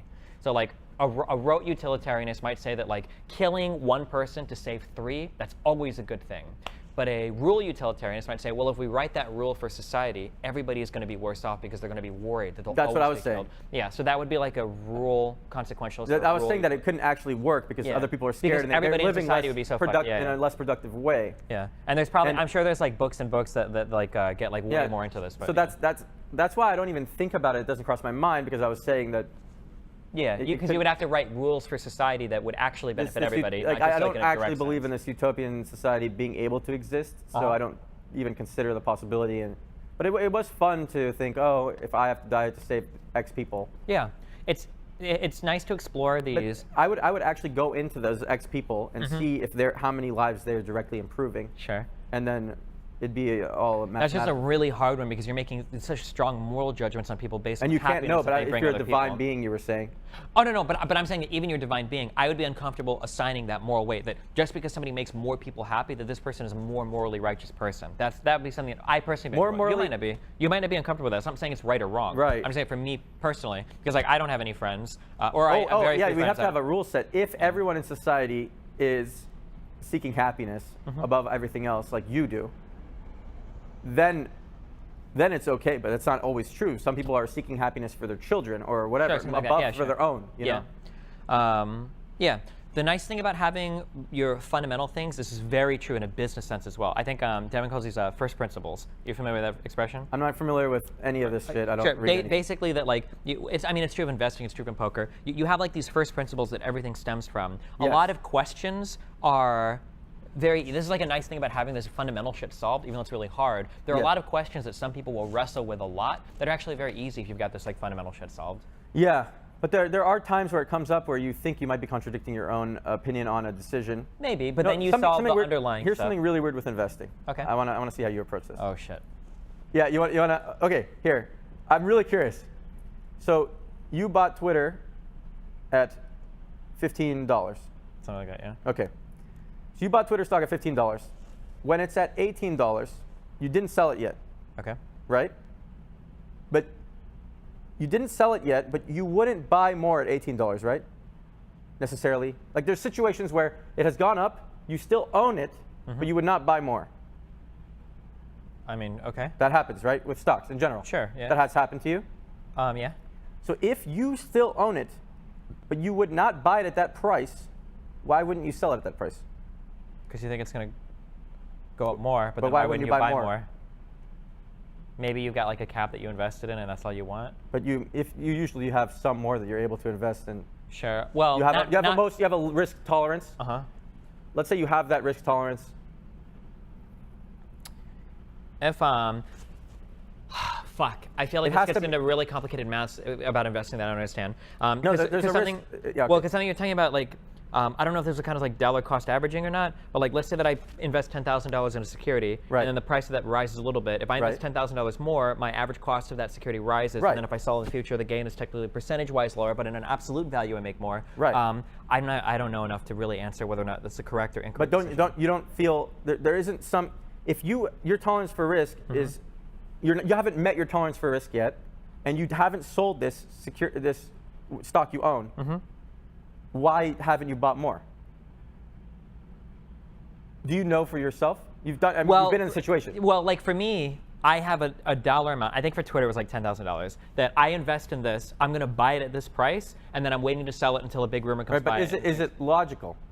Is it rational? Like no, I wouldn't defend it from a logical point of view because any individual security that I buy, I'm not like you. I do it for fun. I don't consider myself to be a skilled investor, even though all my trades have been very positive. But I consider most of it luck. So like when it comes, my serious investments are in ETFs. Very boring shit. I would not logically defend or ever recommend my strategies for trading. It is totally like a recreational thing. This is beside the point, though. Okay. Okay. So like what I I'm said, trying to say my is, way to do it is like literally. There's this feeling that you bought something at this price and it's now here, and you feel there's this weird feeling that people are more okay with losing their profit than going under the initial buy point, and it's all mental because this is already yours. You own this now. You own this stock at this new higher price, and you can sell it. But for some reason, you're still thinking of the base where you bought it. If I had like more money, why wouldn't I have just invested it initially? Like let's say I've got $100,000 to play invest, and I invest $10,000. But you've been making money this whole time while it's gone up, and you still want, because you have a job, sort of, you know. Yeah. I guess I feel like the way that I approach it is like literal baseline hobby, like not trying to make anything serious. If I was like more serious, how do you defend it from a logical standpoint? Yeah, I think that if I was more serious about investing in individual securities, I would have thought about this more. But for me, it was literally like I have $10,000 in play money. Okay, but it goes to Twitter, and that's it. I'm not like dollar cost average, but yeah. I got it. Yeah. But do you have this attachment? I wonder. Do you have this feeling that as long as you're up from your initial buy point, you feel more all right, and then if you're down from your initial buy point, like, you know. Like, do you feel if you bought something at $15 and it goes to $20, when it goes down to 18, do you feel just as bad when it went down that 10% from 20 to 18 as if it went down from 15 to 13.5? Or is it less bad because you're still in the profit zone? You know? Fuck, I guess I don't really think about it like that. It's really hard to. So like right now I have like 2 Bitcoins. Just fucking meme shit. Yeah. And I bought those at 7.7, and I think it's like at 6 something now. Right. I'm holding those until I can sell them for 15. I'm pretty sure it'll happen a lot because it always has like its resurgences. But I guess like until I hit that sell point, I'm not really thinking about it. Like I don't feel bad if it's up or lower. As long as I haven't sold it, I haven't realized any gains or losses. Yeah, but that's all a psychological thing that I haven't realized any gains or losses unless I've sold it. But you do have the option to buy and sell it at any given moment. So like your challenge to me would be that if I have about 2 Bitcoins now and it's at 6.6 and my goal is to sell at 15, why am I not buying more now? Would that be like, yeah. But you have the risk tolerance that you've met. Sure. You've met your risk tolerance already? What do you mean? Like, you don't want to risk more. Yeah, I guess I'm like always investing like my maximum, what I'm willing to like play around with. You're always investing your maximum to start with. For play things, yeah. Okay. Yeah. All right. Yeah, I wish I had a better Interesting answer. Conversation, though. Yeah, I'm like anything related to me for stock is super recreational. Like I would never defend it to another investor. It's literally just gambling. I got it. Yeah, okay. Okay. It's gambling with, I mean. With the maximum play money every time. But you're right. It's gambling that it in the long run tends to go up though instead of down. Well, You know, not in compared to individual black- traders. People lose If individually. you just buy and hold. If you just buy, you're holding ETFs and stuff. You have S&P. yeah, 500 based on the market, but crypto is not necessarily the same. No, definitely. Yeah.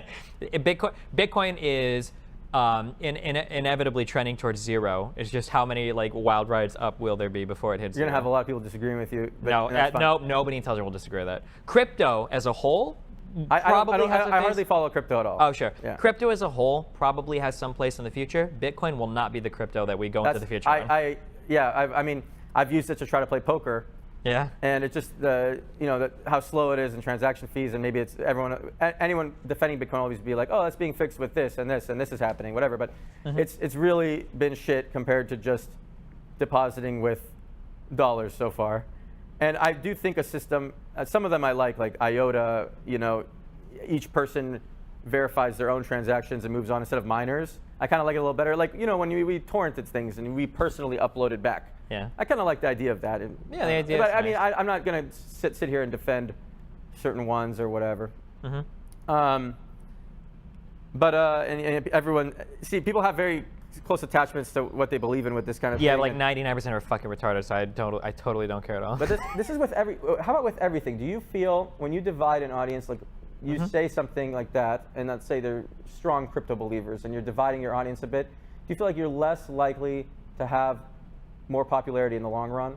I don't think about it that way. But is it shitty true? as that sound? Well, for my personal brand is built on being like very blunt and very honest. So I think that it probably helps me. If I were to start catering to people's opinions that I disagreed with, I think it would hurt me right now. Okay. That's not to say that a different person that is more open to other people might hurt their brand by being Do you more think the most popular people cater? in content creation, that Twitch, YouTube, cater to people's opinions? Yeah, absolutely, of course. Okay. I don't think that's inherently wrong, no. But yeah, absolutely people do. Like, does Ninja cuss on his stream? Do you know? I don't know how kid-friendly I don't that know. stream is. Probably doesn't. Yeah, that's probably like Tries not to. Yeah, so I'm sure that like his reach is way larger as a result of that, and I don't think it's a bad thing at all. Okay. Why do you want to talk about that? I Because this is some shit that I don't know how comfortable you are going I'm to that, completely but comfortable with this conversation. well, because Mitch Jones got a lot of that from you, and he has really fucked up beliefs on this now, and I don't know how much of that comes from you or not. Catering to people's opinions? The obsession about people being 100% honest all the time as a broadcaster. I used to have this obsession. Yeah, and I think it's totally unfounded, but maybe you don't have that same. I don't have it anymore. Okay, that's good. So yeah, I used to have this obsession. I used to as well. For what it's worth. So people go through it. I made a rule for myself. I'm going to be 100% honest as a broadcaster any given moment, and I realized it's not. You're playing by rules that nobody else is playing by, and you're judging yourself in a way that no one else is judging people by. So you're literally just fucking yourself. Yeah, I was just fucking myself. Yeah. Yeah. And also sometimes you're hurting other people, especially in situations of relationships or. You're hurting other people to stick to your moral ground of not lying. Yeah, that doesn't get you anything. Doesn't get you anything. Yeah. It's stupid. Yeah. So now I'd be totally comfortable. Let's say, what's a situation where I would be totally comfortable lying now? If I know talking about somebody I've been interacting with would make that person unhappy, I'm totally comfortable lying and saying I have not talked to that person. And I used to not be comfortable in that way. When did you go through it? You didn't follow what I just said? So you would lie about whether or not you were talking to a person if for some reason me talking about a person on stream makes them so uncomfortable, I would totally ditch my moral ground of wanting not to lie Oh, sure. to say I haven't been talking to that person, Okay. right? So, and you would too. I mean, I'm saying, but you used Well, to I stick to it. personally wouldn't, but again, that's part of my brand now. The difference is that I don't have a moral judgment attached to it anymore. So, for instance, okay, I yeah. see. So, like, Keep I going. used to always be very truthful, and I still am very truthful and open about almost everything. But the difference is in the past, I thought that I had a morally advantaged position against people that weren't. Whereas today, I just recognize like that's my personality, that's part of my brand. But I don't think it's morally better than somebody that like is. How many years less- ago did you have this moral attachment to honesty? Oof. When I first started, throughout my whole streaming career, I've been a very lonely person. I don't have like, I'm not part of like a streaming group. I've never been a part of like any big teams. I've never had an StarCraft's org. a lonely game. No, it's very much like an in crowd, very much an in group. No, I mean StarCraft's that The makes game it, itself was. when you're but- playing the game, it's lonely. You don't. yeah, the you game don't itself talk to is, the other but person. everybody else had like You teams, say or they were heavily involved. GLHF, GG. Yeah. But everybody else there had like their organizations and everything. They were part of big teams. You They don't had, feel like while you're playing, you're lonely? yeah, while you're playing, but that's That's not what I'm relevant to streaming at all.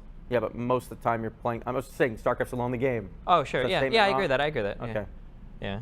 But I guess as part of like that journey of kind of being on my own all the time, I was also like ruthlessly honest about everything, while everybody else was like very much like always looking out for the interests of other people that they were defending. But I never had any other people to do that, so I was just for a long time like I was like super salty, I guess, about that, or like I had like a purity test that I would put that I feel like I passed but nobody else did, and I would be very judgmental of other people that failed that purity test. Right. Wow, that's very similar to how I felt. Sure. If they didn't pass my purity test, I would look down on them as broadcasters. Yeah. Yeah. I guess we finished that conversation. What do you guys want to hear about, chat? We haven't. Purity test, lol. Date Clint. Poker stories when? Oh, poker stories? Dick size. Do you want to hear my quick meme story? So I know that he sent a dick photo to someone who I've catfished sent him. tons of dick photos. There are so many dick photos. He's gotten out there. catfished many times, right? No, I didn't get catfished. I called the girl ugly in a private conversation, and she found out about it, and she released my shit. I You shouldn't got have called catfished her at least ugly. once. I heard about this many times. I've gotten catfished, but I never sent personal photos to people that have catfished me. Okay. Yeah. There's a lot of other stuff floating out. If some girl decides she wants to spite me, I mean, you can find a lot of shit about me on the internet. And the other guy wanted to hear bad poker stories. Sure. Do you want to tell yours first, or do you want to tell mine first?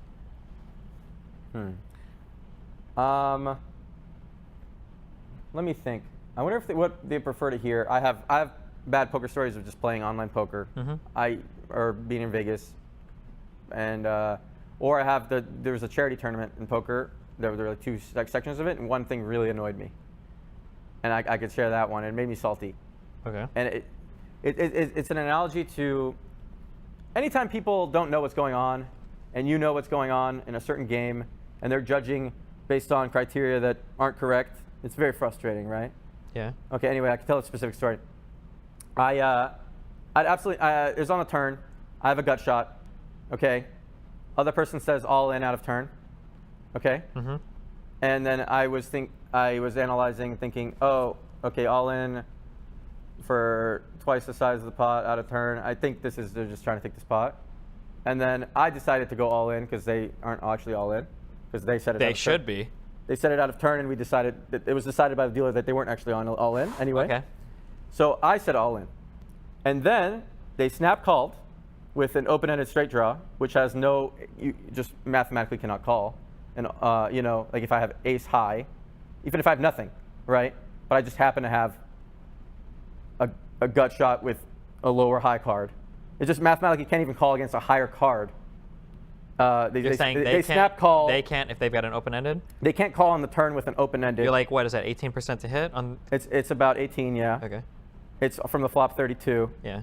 And then maybe they can hit their whole cards as well. Their overs, but they yeah, can't sure. call 2 times pot. They can if they're in a fucking casino and they're a donkey. Live game. In the donkey. Yeah, but it just But yeah. mathematically, Yeah, sure. you just can't. You just can't call. It doesn't make sense to call. There's no situation where you benefit from calling unless right? But the insta call with no thought behind it. Yeah. And then they hit it on the river. And then I lost. And then I'm thinking, and everyone thought I got owned. And then I'm thinking, how frustrating is it that everyone thinks I got owned when this other person made an objectively wrong decision? You know, it's pretty annoying. Yeah. So, yeah. Anyway, your story. I went to Germany because I got invited by. Do you know Take TV? Yeah. Dennis Trim. I love Seed Story Cup, by the way. Home story. I like those events. Yeah, I got invited there to play poker, and I think I was. I don't remember if I started off under the gun or not, but like I was first to act, and I had what did I have? Oh fuck! I don't want to tell the story because there's an actual video, but like I'll get close enough. Okay, I'm not trying. Close enough. I'm not Fine. trying to Doesn't matter. I think I had like King 10 or King Jack. I think I had like some hand, and I'm in. I don't know if I remember I raise, or if I bring it in with a raise or not. And then some other guy. I think Wicked. Does that name sound like a real guy? Wicked sounds like a real guy, but I don't remember who that is. WICKD. He calls me, and I think the flop comes, and I either have like 2 overs or I catch a piece of it or something, and I end up raising. How can you not remember if you have 2 overs if you caught a piece of it? Because this is a long time ago, and I was very PTSD'd. I Okay. don't have perfect poker memory, okay? Okay, go. But I either have 2. I must have just had 2 overs or something. I don't think I got much from it. But I remember that I raised. He like snap called. I think the turn came. I might have fired another bluff, and then he either came over the top or something, and I ended up folding. And I'm at like a for fun poker game, so I don't know anything about like if these people are taking it seriously or if they're just like kind of fucking around because they don't know shit. Right. I have no idea. So I release a hand. It's whatever. Did he flip his hand up and have nothing? No, I have no idea what he had. He Okay. ends up folding. So I'm just kind of like, I don't know. The next hand came down, or the next hand is dealt. The terminology stuff is okay. He ends up mucking. Yeah, and when you said you bet, not raise. Okay, go on. Right. Yeah. Sorry. The next hand is dealt, and then I have. I think I have like a 4 or 5 of diamonds. Okay. And the flop comes, and the flop is like, I want to say like 2, 3, 4. Okay. So you have top pair like, open-ended. Yeah, top pair open-ended. Got it. And we end up going back and forth on the flop, like up to like a 5-bet or whatever, with the same guy. Right. And you're pretty much willing to go all in on that. Because it's the same guy. We were playing like really deep stacks though. Okay, how many big blinds? Fucking like, I want to say like 50 plus. 50 is nothing. Really? No? 50 big blinds? Oh, okay. That means you're playing a 1-2 game with $100. 50 is small. 500. Well, it was like a tournament game. Maybe that's not a lot of. Oh, I played cash. Okay, yeah, this was a tournament game. Okay, tournament game. Yeah, sorry, this is a tournament game. Is 50 big blinds not a lot in a tournament game? 50 to 100? In a tournament, it might be. I played cash. It was one, okay, gotcha. You know, it wouldn't be a lot. But basically, I end up pushing, and he has like the middle set. He flopped a set. Okay. And so yeah, that's really, really bad. But I was like, no, yeah. it wasn't actually, because I was still open-ended and. You're just open-ended. Oh no, he flopped a straight. He flopped a straight. Yeah. Okay. So he had like the 5-6 or something. So I It'd was be better drawing. if you had the ace-5. Maybe, yeah. But because I was still like, my hand was super live. I hate that. Okay, it's really frustrating me that you don't have the exact information yeah, I don't because have I can't analyze the situation. Yeah. Maybe somebody has like the fucking video. We could like watch it or some shit. But So basically, I was still drawing like really well. I was still like 40%. You're like, he flopped the set. No, maybe he flopped the straight. Shit. Like, I don't know. But like, basically, second hand I went out, and it was like really lame. That's all I got. Okay. Yeah. I went on the second hand. That's really. Fuck. You thought that was a really bad situation? That's it was not a worse. big deal. Well, I don't know the exact details. Okay, and you're like fucking nailing me. Like, what were the I want to tell you, cards? Yeah. I've lost a 20 Bitcoin pot. What? How? When? When it was 3,000 a pop. Okay. I lost a 20 Bitcoin pot to somebody straight flushing 1 out. So it's different level of suckiness. Sure. Yeah. Listen, I like the story, not the stakes. Okay. Yeah. Fuck No, you, but it's not right? just the stakes. It's the outs too. It's Sure. not as big a deal. Like the percentage. Okay. Yeah. All right. Anyway. Okay, moving on. Poker, dude. We should go play poker tonight, maybe. If you want to, yeah. Actually, Yesterday. Sometimes I go to some of some of these casinos though, and it feels so. First of all, I always get recognized, and then once I get recognized, because these people are gamer people a lot of times in poker world, and then I'm like, oh, they're gonna be judging how I'm winning or losing, and then I play differently, and then I'm like, oh shit, I'm gonna play like shit. There's always like, for some reason, at every PLO table, there's like this pro who like watches Twitch, who's judging me. Every time I sit down. Everybody, all the pros say that they play a lot differently on TV too, because they feel the same way. That they're a little bit looser. They make calls that they wouldn't otherwise, because they're really scared of getting bluffed on TV. The guy who won main event 2015 was wearing. He has my penguin shirt. He was wearing it the next main event, but he's a big fan, and it makes me feel super cool. But then it's what you were saying about how sometimes people win one thing and then they think the world of themselves. That's the story. He actually has come out of that and now is analyzing himself well. So. Oh, that's cool. Because aren't there are a lot of WSOP winners that win that and they never do anything again, right? Like, yeah, I mean, winning a tournament in poker with 7,000 whatever people, there's a huge element of luck involved. It's not like Phil Ivey just shows up and is going to win every time. Yeah. Or he hasn't won, never, huh? Played PLO? I play PLO. PLO is my favorite. Oh shit. So there's higher variance, but I feel like in PLO I get to take advantage of people not knowing the situation so much more often, especially live.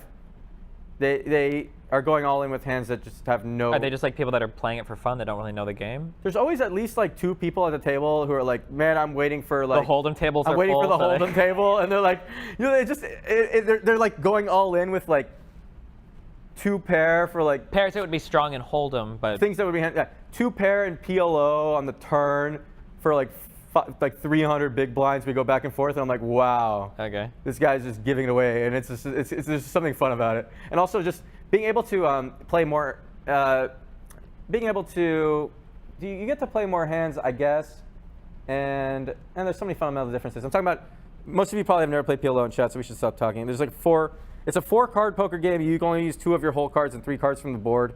And in every situation, you have way more options, or you feel like you have way more options than Hold'em with just the 2 cards, because Yeah, it's you way always more have complicated. some draws. Yeah. And then you have to analyze whether your draws plus the fold equity that you have by betting. The fold equity that the chance they fold plus the chance of your draws is worth constantly bluffing, and how people view you at the table and whatever. Let's stop talking about poker. I realize though that it's easy to get caught in a tangent that is not very interesting to a lot of people in a podcast, because Well, it depends on what the interests of the chatters are, right? yeah, and then I think it's okay, because if we don't go on it for too long and move on, then it's fine. Talk about League of Legends. Okay, we talked about League of Legends a little bit. Talk about sex robots. What else are you guys saying? Talk about incest. Talk about Mitch Jones. Did they talk about the Bazaar? We talked about the Bazaar a little bit. We talked about philosophy a little bit.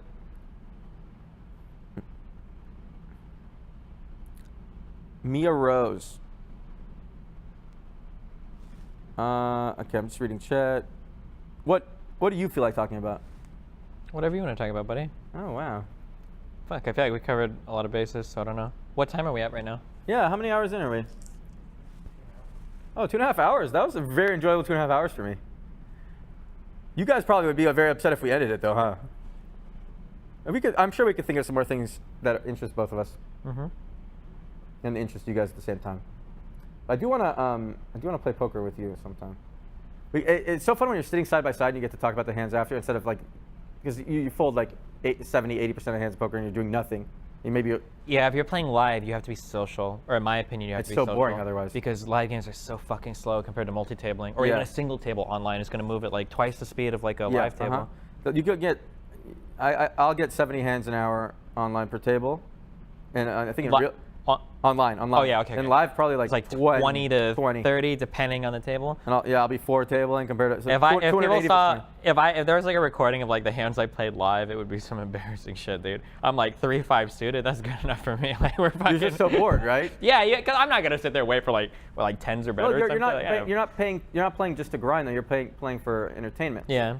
The fun thing about live games, though, is that like the back at poker on Megalo. Okay, sorry. Well, no, fuck them. The fun thing about live games is that your implied odds are so fucking high, though, because you get paid on every fucking hand. Online, you don't get paid for shit. But in live games, if somebody gets anything on the fucking flop, they're like in it till like the very end of the fucking game. If somebody hits top pair live, you have a better hand than top pair, and they don't suck out, you get all the money. Every time. Yeah. Oh shit, dude. Yeah. But you also got to be like mentally good, because then you have to deal with the worst fucking suckouts, because those people are chasing.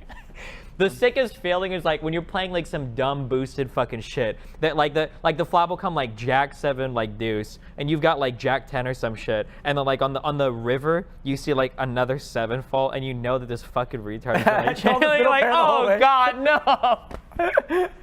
But you're so priced in at that point that sometimes you're like, and you know they're never betting, because a lot of the donkeys that play casinos don't bet anything. They're just like calling stations, like they'll call all day. And so you're like at the river and you're like thinking like, should I bluff this dude? And it's like, I could literally like 3 times bet this pot and this guy's still gonna call. I can never bluff him out of his hand. You're not gonna bluff him out of a 7. Ever. Yeah, no. Sure, yeah. Or anything, yeah. Or like, but if you know they have like the best hand, you have no bluffing potential ever, because they're never fucking folding anything.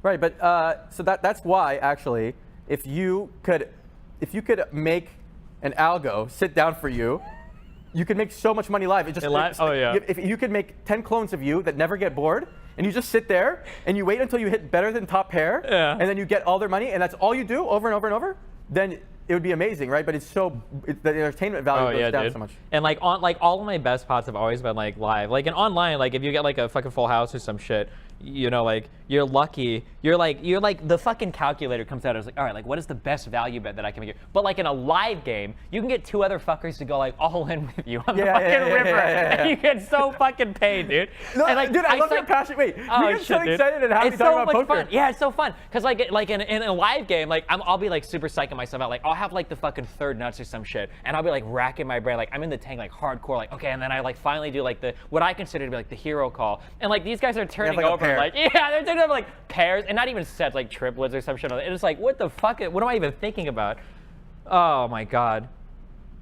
Yeah, no, I don't know. Live shit is really funny. You have to be like super. You got to be talking to people and having fun though. Otherwise, you'll kill yourself. We'll go play. We'll do it. Yeah, if you want to. Yeah. If I want to, no, it's fun. We'll do it. Yeah. Okay. Some of these people are gonna come snipe us IRL and take our money, you know? Money. Oh shit, dude. What are you guys saying? You really want to talk about incest? That is strange. 3 or 4 fingers for League. 4. Yeah, of course. And also, where do you rest your hand on a keyboard?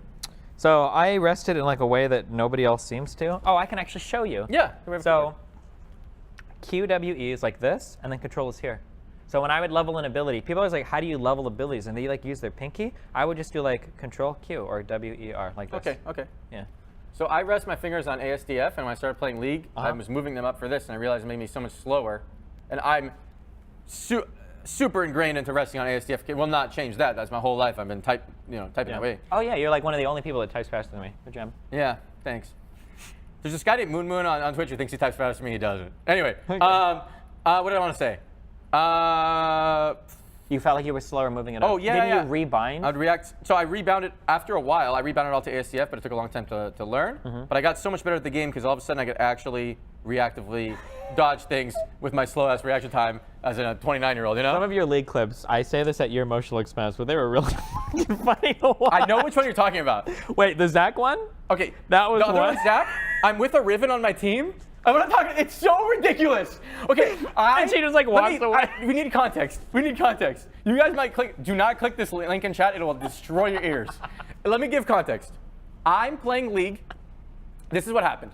Everyone's saying, Byron, you should play League. It'll be fun. Okay. I'm sitting there with my friend Curse. We're playing Borderlands. We're having fun. I'm like, you know what? I'll try League one time, but I'm worried that if I suck, I want to prove to people that I'm good because that's what I always do. I want to prove to people that I'm good. I know I'm going to suck. I've never played it. Right? So I start playing League. I fucking suck, right? And I can't stop playing, and I place in bronze. When I finally get level 30, I did the boost to level 30, like faster. Yeah, XP speed. and IP games. Yeah. Whatever. I get level 30. I place in bronze. I'm like, okay, I'm fucking bad at this game. And then I want to prove to my stream that I'm not bronze. And everyone calls me Byron, so my name's Byron. Okay. So I'm sitting there grinding games, and I don't want to duo because everyone will say I'm carried every single time. So I duoed with him on a different account anytime we played together. I had 2 accounts on Coachable. Yeah. Anyway, Coachable is a good name. So I only solo on Byron's, and I'm sitting there and I'm fucking losing my shit in like a dark room screaming. And every other game, there's a guy purposely feeding on my team. People in my chat are messaging the people in my lobbies, telling them they'll give them 1 skin to troll and lose the game. One skin. I got permaban doing that. Some guy got skins to throw my game, and I messaged him. I found his Facebook. I said I was gonna kill him, and I got permaban for that. But yeah, I got. Okay, so I had people going 0-22 on my team, okay, and then at the same time, their friend was like duoing with them, and I was in the game, and he would be talking shit to me and saying it's my fault. Yeah. And I would just be like, okay, I know what's going on. And my computer at the time was blue screening all the time because I for some reason got an Origin PC, which was a really bad decision. And they fixed it finally, but you know, it wasn't the greatest decision in my life. Yeah. And then I'm blue screening, I'm fucking raging at people throwing games, and I'm trying to prove to my chat that I'm not bronze, all at the same time. And I'm finally, I got to silver, and I crawled through silver 5, 4, 3 with people throwing games all the time. Silver 2, silver, I could only play one role. I could only play jungle, and I would lose 80+% of the time in any other role, okay? And I had like 60% winner stomach jungle, whatever. It was so fucking hard to climb, and I'm in the promos to gold, which is like still shit, but like enough for people to be like, okay, he's not bronze. And it's if I win this game, I'm gold, and I'm 2-2 or whatever, and or 1-1, whatever, one game away. In the series. It's a decision game, and there's a Zach. Me and a Riven take all his HP. I'm Vi. We take all his HP, and usually I play Zach, but he took my character because he was fucking person in the stream purposely taking my character. Okay, and I know that. Okay, he purposely took my character, the only one I play, and we kill him, and I'm like, fuck you, fuck yeah. You know, I get hyped, but he's the blobs. The blobs come out, and when you have this item that like doesn't AOE aura from the blobs, like there's like a cape or something, and I'm dying to these blobs. And the Riven is not helping me kill the blobs. She just walks away. The Riven accidentally jumps over a wall, okay? Like, we're in the river, accidentally jumps over the wall, which is like actually a hard thing to do. And I die to the aura from the blobs. This is the first kill of the game. The first kill of the game. The Zach reses, and he kills the Riven too! And I'm down for 0-2 instead of 1-0. And I fucking scream at the top of my lungs. It was so ridiculous. And then I lost 10,000 average viewers like the next day. Nice. Yeah. Oh shit. So dude. there's a lot of things coming together. Yeah. That was fun to reminisce on. Now it's funny. It was not funny. It was not. Oh it's no, not even dude, a that little- shit's it's not never even a funny little in the funny. moment. No, Never funny in the moment. There's so much time spent in League to win one fucking game, and when you're about to have like 5 games taken away from you from one stupid thing, oh my god! I can understand most that. rage-inducing. The most frustrating thing for me is just that other people have to want to win, and you're relying on those other people to win. Like solo, you can't. If you're like playing it around your true elo, solo carrying games is fucking impossible. You can't do it. Well, you literally can't do it. If you're at your real ELO. If you're at around your real elo, yeah, you have to be like many divisions higher to like solo carry that makes games. sense. Yeah. For some reason, some people might disagree with you, but of course that makes Fuck sense. them. Like it's really fucking frustrating. It's just Yeah. a really frustrating thing. Yeah. Especially if you're used to, I don't know, WoW, how much is solo versus team oriented. Show the clip on stream. Actually, let's do it. Can someone link it in chat? I think we can pull They've it up. been on like stream. spamming it. Okay. They can do it like in production, right? Yeah, they can do it in production. We can show it on stream. You guys want to see? I scream at the top of my lungs. Here we go. That's on YouTube. I'm really worried that this is not the right thing. You Can't trolled believe me, you did man! this. I You've can't believe been you just known. know me. This is a stream from my stream. Okay. Oh my god, I can't believe you That guy just did knows that you, to me. Chad. Chad, we have to Okay. ban that dude. Can you fucking actually link the look, clip? in the chat, not chit, in the chat. These Where? guys are good shit. I don't see it. Maybe if the this. It's that, yeah, it's that. Oh, I thought I didn't even know the thumbnail was. Okay. Wait, can we watch? I can't hear the sound, but they can, huh? I don't know if they hear it here. I think they've got it in Okay, here's the production. fucking clip. Help me kill the blobs! Let me ask you one. Oh, that doesn't have enough. He accidentally jumps over the wall. You don't have enough. Help me kill the blobs! No! He misses the stun. Fuck! That types so fast, too. Oh I love that. Looking back, it's so Oh my great. god, dude. 195 views. I could have gotten fucked there. Okay, everyone's on Mega Lolly. Oh my god, dude. Okay, that made me miss, in some weird way, that made me miss playing games. Why? I hated that fucking moment. But now I miss it. Well, I mean, there's a lot of shit like that where like you remembering it is funnier than having to fucking live through it, right? Yeah. So while I was living through it, I knew 5 hours of my life were just completely wasted by that one moment. That's crazy. Lee can really fuck with your head that way. Yeah. Okay, what are you guys talking about? You've been gnomed? Yeah, I got gnomed. Nice posture. Okay. I actually have to pee again because of my prostate. Yeah, go for it. My posture's a disaster right now. Okay. Figure out what they want us to talk about next. Or Alright. if they want to, if they, you know, we're out of stuff, that's fine too. What do you guys want to talk about? Do we have anything else?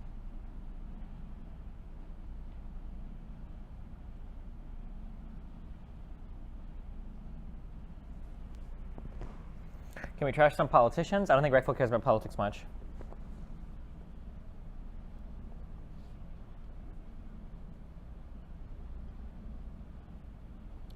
Talk about Japan? I don't think there's much to talk about for Japan. Talk about Mitch Jones? Reckful hasn't interacted with Mitch in a long time, right?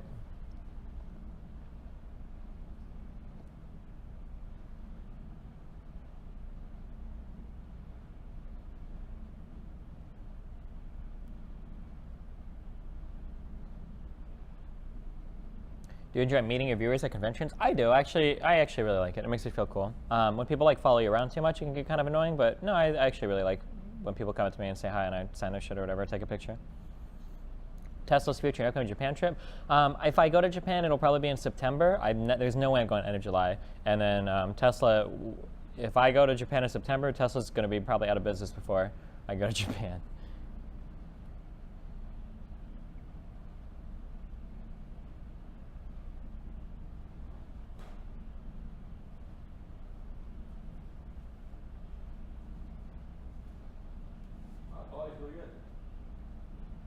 Wait, oh no. What happened? What happened? Are you like obsessed with Elon? Is that like, are you No, part no, of no, that not at cult? all, no. Oh, okay, okay. Someone asked about your obsession with Elon Musk. Oh, no, not at all. People are hardcore obsessed with I that don't like dude. it. No, they think that because I tweeted at him saying I was really bored and would work for free on some random thing. Because I really believe in the boring company. I hate Los Angeles traffic. Yeah. Do you really think it's viable? I mean, having been in Japan, Do you think the technology will become, I don't know if it's possible from a for them to get it financial done. point of view? Oh, financial point of view, I'm not saying it's possible. Oh, okay. No, but I think it's a fun idea. If I'm being idealist or whatever, is that the word I'm looking for? Idealist, yeah. Yeah, because when I'm in Japan, and people are gonna be like, Japan, by the way. Here's the LA analogy. If you live in LA, you'll get it. I have friends in Irvine who work for Blizzard. Okay. Now, Irvine is, can you look up how many miles away Irvine is? Sure. Irvine, California. Irvine is X miles away. He's about to look it up. But it will take me, well, he'll look it up. Yeah, I appreciate it. It'll take me an hour and a half or 2 hours each way to visit my friends Okay. at this distance, which I've looked up the same distance in Japan, and I know I can do it in any time of day with the train system that doesn't, traffic doesn't matter, just it's more crammed when in rush hour. It's about 40 miles away. It takes about 2 hours to get there, according to 40 Google miles. Maps. Okay, so with the train system in Japan, I could get there for sure in 30 minutes, and sometimes there's a bullet train that goes 200 kilometers an hour. I get there really fast, right? Okay. For sure in 30 minutes, and it's comfortable. I'm just like, I can do other stuff. I don't even have to drive, right? And it's safer, and I'll get there while we can even it can be part of the experience to sit on the train together. Yeah. Instead of just sitting in the traffic. Driving through traffic, yeah. Yeah. So it makes my experience so much better. I can leave my house, and in LA I have to have a set goal. I'm going from point A to point B, and I go with my parents to a restaurant. We're gonna drive to the restaurant. It's gonna take 30 minutes to drive there when it's fucking 10 miles away, less. And we're gonna eat there, and we're gonna go back. Okay, and maybe we'll walk around the area of the restaurant. But in Japan, your hangout can be, you leave your hotel or where you live, because I've been in Airbnb too, and you just walk around aimlessly, looking at things and enjoying things. And then whenever you feel like it, there's a train station within 5 minutes, you go in the train, and you can go the distance of LA to Irvine in 20, 30 minutes if you want to. Pick up your friends. You guys can go over here. Go to a new place. Go to Marina Del Rey, which is in between, and go all the way back. Hang out there. It's totally viable. And then have a nice day at the beach, whatever. And then you could even go back with them on the train and go back to your house. And you could do all this in the time it would take you just to drive both ways. Sure. Right? So you just said your experience is so much less, I want to say linear, but that's not exactly. It's so much less point A, point B, that, and it's just, you're more free to do what you want. Yeah. Yeah. And I know, it's not that I love Japan, and people will be like, I'm not a weeb or something, but the way their city is set up is amazing. There are more people commuting. There are 30 million people, I think, commuting in Japan, and LA has between 8 and 12 million people. And their city functions so perfectly, and LA functions like such a shithole. You can ride a horse and get where you're going faster today to get to this podcast, to this studio. I would have gotten here faster on a horse. So our technology has not improved it whatsoever, and it's all because General Motors in 1900 said, oh, you guys, we don't need a metro system in LA. We'll just, cars are the future, And cars fucked us because it's one person per car and you're just sitting congested, doing absolutely nothing, where the train holds, one single train in Japan holds 1,000 people and just taking people with no traffic anywhere they want to go. Dan, you just agree, so it's kind of. I agree. The only experience I've had with public transit was when I was in Warsaw, Poland. Yeah. And I don't have much experience with public transit, but that place blew my mind. What were you doing because, there? I was there for 3 months for a gaming house. Okay. But the idea that at any time of the day, I could just look at a thing and hop on a bus and go to any part of the city without needing a car is mind blowing to me. It makes me want to go outside so much more. Yeah, and I grew up in LA, and it makes sense that I never wanted to go outside. Maybe it helped me in the long run because I became a gamer. Sure. Right? To be fair, LA is especially cancerous when it comes to fucking traffic. Yeah, I never wanted to go anywhere. Yeah, guess maybe it helped me in the long run. NA Omega Lol. NA does, yeah, we really fucked that up. And if we had a train system right now, I would love to live here. It's great. When I'm by the beach or something, I'm like, damn, this is really nice. And then when downtown's improving a lot, I can have fun there. And there are other areas that I can enjoy even here or whatever. I don't want to say where we are, I guess, but getting there is so obnoxious. You can only do one place per day. Otherwise, you're spending half your day driving. Right. Yeah. People already know. Okay. Talk about Ice Poseidon's manager. I know him from Hearthstone, Backspace. They call him Scuffed Steve Jobs. Is that the guy? Yeah. Okay. You know anything about him? He's helping with my Twitter. That's all I know about him. Is he helping? I hope so, yeah. Okay. So He seems like an okay dude. he's an okay. Here's what I know about him. Uh-oh. He will. He will lie a lot to get a client, but he seems to believe his lies. He will say he can make you X hundreds of thousands of dollars if you work with him, but he seems to believe that it's true. Let's rephrase this. So you would say he overpromises and underdelivers, maybe?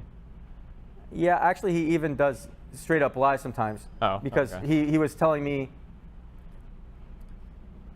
I don't want to ruin him because he actually has good intentions sometimes, but he was telling me like, oh, Amaz makes $700,000 a year on YouTube, and I was in a room with Soda and Forsen, and we all burst out laughing at how ridiculous the statement was. Mm-hmm. Then he said it with a straight face and stuck to it, and it was impossible. It was like Soda with a similar size YouTube was making like 30,000 or 50,000, like less than 1/10 of that at the time. Mm-hmm. And then he was trying to sell us on this idea, and that made me really uncomfortable. At the same time, he's been really nice to me in times that like I'm feeling down. He'll reach out and help me out. So I don't want to just shit on him. Sure. Yeah, I guess I don't know from a business point of view. I don't know him as well, but he seems like an okay dude personally. Okay. Yeah. And people are saying ding ding ding.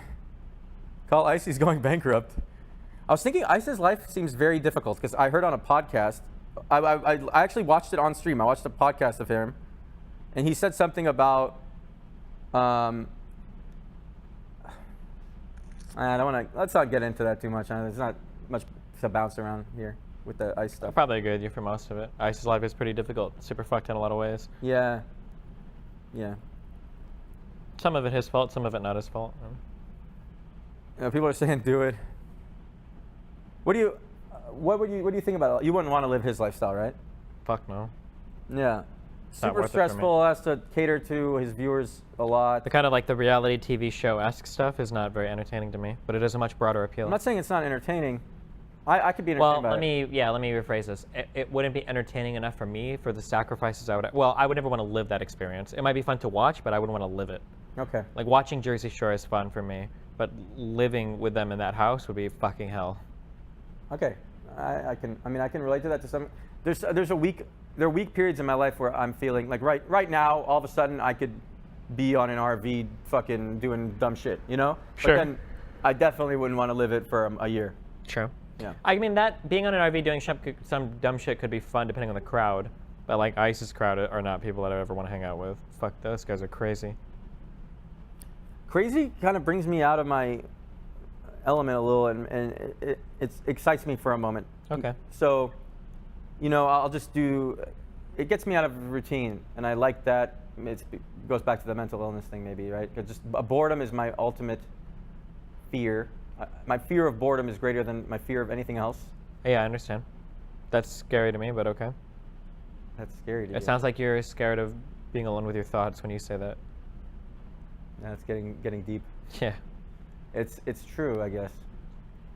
Yeah. Wow. You could. I wonder if you could be a good therapist. Maybe, but I don't. You don't want. Of course, you wouldn't want to. Yeah. But I'm wondering now. Like I see you sitting in that chair, and I'm like, oh yeah, that's my therapist. Okay. So Let me be more fun for you. what There do you you go. guys Now I'm just a buddy, okay? Yeah, now you're a buddy. Yeah. But you need LASIK to really fully immerse yourself in being the buddy, but you want to wait for 10 to 20 My times. vision's not that bad. Okay. All right. I think we've talked about most of the stuff I want to talk about. We could do this again sometime. Yeah, if you ever want to, I'm always down. Yeah. Talk about Athene. I I don't want hate to that just shit dude. on everyone in the community. I love shitting on Athene. It's so much fun. Okay, go ahead. That guy's a massive piece of shit All right, scumbag fucker. okay. He's just so So fucking dumb. I want to preface this with Athene. He had the first YouTube videos I ever enjoyed. I agree with that. Old Athene's YouTube shit was fucking awesome. Okay. And I would still go back and laugh at those videos. Like the videos of his like mom and shit, like all of that was like, there, really guys, funny. it's me. Just want to make little bit, Yeah. letting you guys know I've been doing me and my bitch just like grinding woe and shit like that. Okay, go on. was What do you funny think about shit. him? Well, now he's just like a weird like. I almost think he like might be mentally ill, like Okay. in a really scary like self-deluded sense. Like, So he really believes he's saving the world, saving the children. well, But he's not? No, he believes that he's like figured out like the truth to life and everything, like in a really self-absorbed kind of way. Okay, explain. Do you know anything about like physics? A little bit. So like he Just feels very like he is basic. like unified, like theories in physics and like have solved like the most important questions in physics. Like he thinks he did it in like an hour-and-a-half YouTube video. Really? Like stuff like that. Like he's insanely delusional. And he thinks that But like wait, he's like, but you blame him for that. well, yeah, because he obviously didn't. Yeah, but I mean, if he's delusional, how come you are okay with my mental illness but not with his? I'm not okay with either of your mental illnesses. Yours just doesn't piss me off because you're more Mine doesn't piss you self-pitying, off. whereas he's more like egotistical, narcissistic. Okay. Yeah. So a lot of people used to say I was egotistical and narcissistic, and maybe I used to be when I was really good at a game. I would never trust the public's perceptions of what egotistical and narcissistic is, because to them, there are things that you can talk about that aren't ego-driven at all, that are not, that they would deem to be like egotistical or narcissistic or whatever. Okay. Example? Oh, fuck. Take your time. I don't expect you to be able to instantly think of an example. Okay. I'll read chat while you think. An example of something that a streamer could say. Dance game example. Okay. Sure. So like here's an example of that. You're at a public event. Oh, I can think of a great example. Sometimes people will email me. Slow down. Okay. You know, you talk really fast. They want to hear this example. Okay. Sometimes people will email me, but no. Sometimes people will email me with like a charity-esque thing. They're like, hey, like not like a formal charity, but like, hey, like my mom is dying. She's in the hospital. She's got cancer. Can you do like a GoFundMe to help me out, right?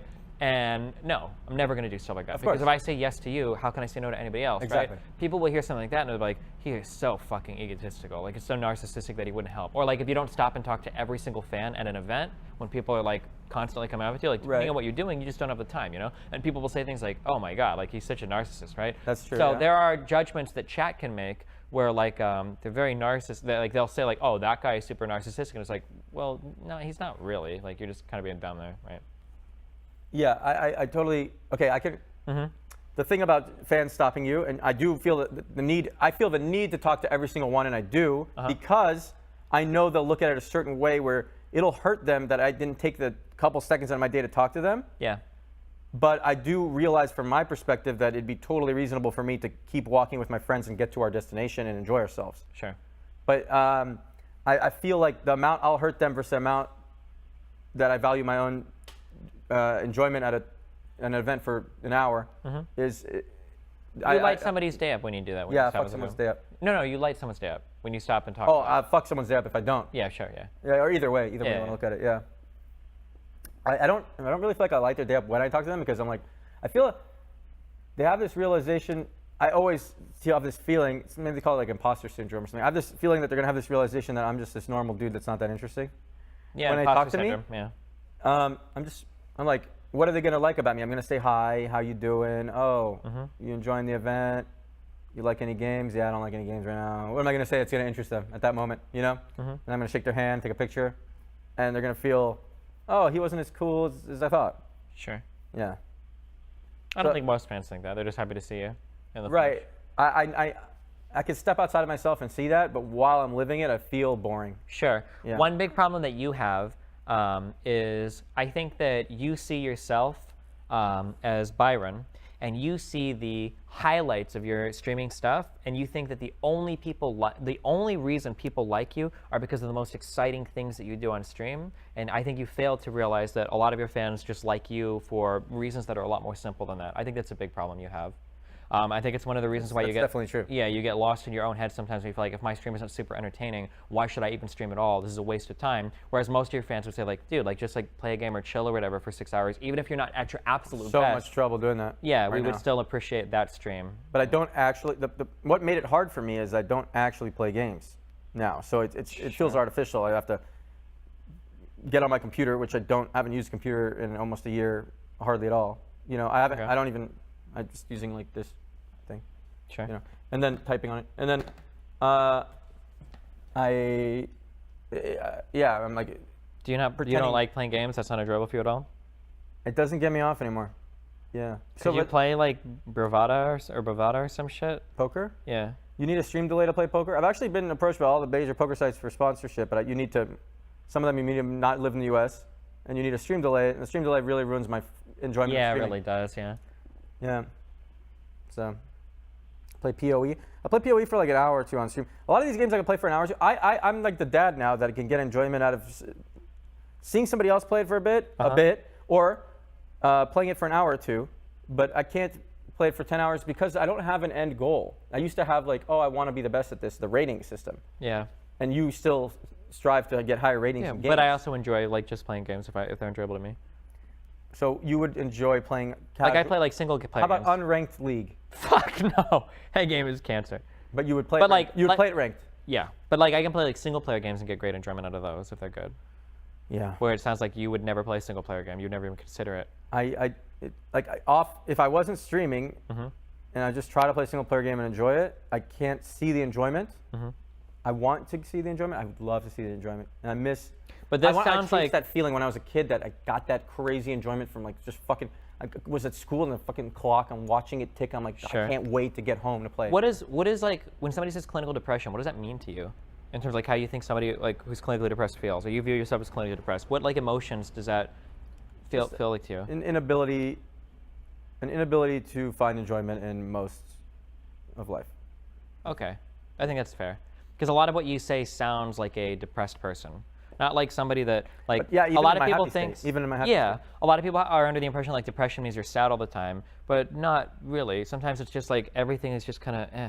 Everything's yeah. And that's what you hardcore sound like everything to you. There are no like, well, unless you're doing your manic bullshit, which is another thing. But like everything kind of feels like that to you, and The like manic nothing is bullshit really. feels so good. It's crazy. I just like someone linked when I did the manic thing. Someone linked me the GIF of Tom Cruise jumping on the couch in Oprah, and I was like, I guess that was me. But I felt so good at the time. Like and also when I was talking to Raynette about the card game for a bit and thinking about doing that, I was like, I have a life purpose. I'm gonna make a game, or I don't know, just finding purpose. And then I get so excited out of nowhere that I've been this empty shell with no purpose for so long, and I'm finally gonna find something that makes me tick. That's something that's really scary about what I said earlier about like that everything is a subjective experience. Is that when you can look back on yourself and you know that you were really emotionally driven at the time, Yeah. but at that point in time, you can't get behind yourself like that. Like it's just so powerful. Right. I need to wait to see if my brain agrees with what my heart was feeling. Well, you need to make it so that your brain doesn't fuck you so hard all the time. Would Yeah. be the goal, right? Yeah. Dr. Destiny. No, just things to think about. No, they said that in chat. Yeah, I know. Day 9 story. You have a Day 9 story? No, it's just dumb shit. I just saw Day 9 at this Twitch party. He's looking a little better. I think he's lost some weight, right? I wasn't thinking about that kind of thing, but Oh. he seems less competitive in the space of content, of like content creation or whatever. Yeah, I'm not sure what he does now. He still streams Still pretty often, right? streams, yeah. I And think he was trying to tell me to watch Korean dramas. That just like this conversation somehow turned into that. He's Yeah. like, watch Oh My Venus, Korean drama. It's really funny. And it talked about it for like 30 minutes. And I was trying to, what I was thinking about while he was talking about it was, I used to view this guy as someone so competitive and like look down on people around him. It felt that way from my limited Oh understanding. man, this just got real dark. But now he's just like a normie shitter with no aggressive drive to do anything to you. That's where you were going with that. Holy shit. I don't see that as a bad thing. Oh man, okay. But you think that's bad? No aggressive drive to do anything. Yeah, I would consider that bad. I'm big on. Isn't that me? It might be, but if it is, then I would consider that bad. Okay, that's fair. Yeah. Well, I feel like the drive to improve yourself and do things like maintains the most important part of what it means to be human to me, right? Which is like a functioning mind. So like when you lose that drive and when you're not really doing much, you I just agree. kind of become like a withering husk of your former self. That's scary to me. Yeah. Okay. I actually do agree. Yeah. think So like I- what you just said to you wasn't necessarily an insult, and even to Day 9 wasn't an insult, but to me that would be like a really negative thing to me. Yeah. Right. Subjective experience. Yeah, there you go. Yeah. I saw real in all caps. Feels good when you see real in all caps in a chat. Talk about forcing. Okay. Okay, so I was talking to a Neil. Oh, this is a great conversation we didn't even bring up. Uh-oh. At this Twitch party. I guess we're not ending yet. I have a lot to say. Uh-oh. Everyone good with continuing a little bit? Okay. Got the whole crew and stuff, you know. I was talking to a Neil about ways to improve Twitch. You have to go somewhere? No, but I just remember they ordered food like 2 hours ago. Where the fuck's the food? They ate it all. They're probably trying to go They through LA kept traffic. it. I just want to cherry Oh tomatoes. my god. Fuck this. I bet it's so cold. I could be eating a pizza listening to this bullshit right now, and here I am Yeah, sitting here listening to fucking me talk.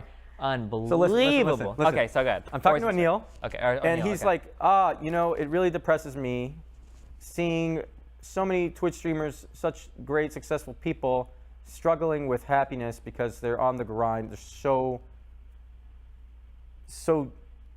like they can't get off the grind whatsoever, can't enjoy any part of life outside of streaming. And when they are doing anything other than streaming, they're feeling like they're Wait, missing you're out. saying this or Neil's saying this? Neil's saying this, and it's something I directly agreed with. So Okay. it was like, we're vibing on it. And then we were thinking about ways to improve it. And then I was saying how Forsen DMs me and says, he's depressed a lot of the time about, not depressed in my way, but his life's really repetitive, even though he likes streaming and everything. Am I allowed to eat It's this? hard to enjoy. Yeah, eat it. Yeah. Holy shit. His life's really repetitive, and he has trouble doing anything outside of the stream and enjoying it. Okay. So then Anil was like, okay, we'll call this Project Forsen. How do we make Forsen happy? If we can make Forsen happy as a streamer, then we're doing a good job at Twitch. Like people like Forsen and Forsen, Happy outside of streaming. Outside of streaming, yeah. So the big thing is that I realized, it's like, for example, Ninja just did this E3 event, and he tweeted about losing 40,000 subscribers while he was there, and he was, momentarily feeling, maybe momentarily. But he's got like 700,000. Yeah, okay. He has 700,000? Yeah. Momentarily feeling shitty about that. Okay? And I was thinking, obviously in the long run, this is better for him to go to the event. And it sucks that the way Twitch monetization is, you're constantly checking this number and relating your self-worth to it, right? Like you do with your viewership. I do with my viewer count, yeah. Yeah. Luckily, I haven't done it with my sub count because my sub count's never broken 2,500 in my career streaming. But Okay. I hate that there's this direct attachment of what's best for you isn't necessarily keep whatever makes the sub count the highest, obviously. And that people just can't get off the grind whatsoever seems terrible. So I was thinking, we were brainstorming, and I talked to other Twitch employees too, about ways to alleviate this problem, which were really fun for me to talk about because they were like, yeah, you're a good example of this because you got burnt out, and we don't want people to get burnt out. We're thinking long haul, right? So what I came up with is, what if you had to take a weekend, like a real job? There's a reason Google, Apple, all the biggest companies have employees take weekends and wouldn't want them working 7 days a week. And on Twitch, people work 7 days a week all the time because they want to drive themselves to be bigger. What would happen if you had to take a weekend, even if just 1 day or 2 days? I would hate it. You would hate it. Okay, so you would hate having to take a weekend because, let's talk about it. So maybe if you shut the whole site down for the weekend. But I don't like the idea of like, I have to take the weekend off and other people are working and I'm losing subs. No, but they at some point have to take a weekend too. They just decide where the weekend is. Okay, maybe. And then when they're taking the weekend, when someone more popular than you is taking the weekend, you may want to stream at that time because you have a little more potential exposure. So it wouldn't fuck you long run and make you happier. And when you're on your weekend, when you can't stream because you already streamed 6 days that week or 5 days that week, whether the weekend's 1 or 2 days, you would feel like you can fully enjoy your time because you know you can't stream. Maybe you can make content for YouTube or some other shit, but you don't have that FOMO or that opportunity cost lost of not streaming at that moment, and you can enjoy your real life a little more. And then in the long haul, it might make streamers that get burnt out less for Twitch and stick around more, and they were totally open to doing it, and they think it's a good idea. And I want to know what you think about it. You take your time. I totally disagree. Okay. But I know where you're coming from, and I agree with a lot of what you're saying. This is actually something I feel really strongly about. Okay. So great. first, to describe the problem, I think what happens is, I think that people generally, as far as I know, every big streamer is something that started streaming because it was enjoyable to them. Yeah. You don't start like, okay, well, this is my new job. I agree with that. Right? Yeah. But what happens is, as you stream, because it's enjoyable, you want to stream all the time. Right. Of course, it's fun for you. But as you continue streaming, when you try to grow your business or you try to increase your revenue, you start making concessions that make streaming a little bit less fun. Okay. But in the process, in the road of making those concessions and making it less fun, you don't cut back on the hours that you stream.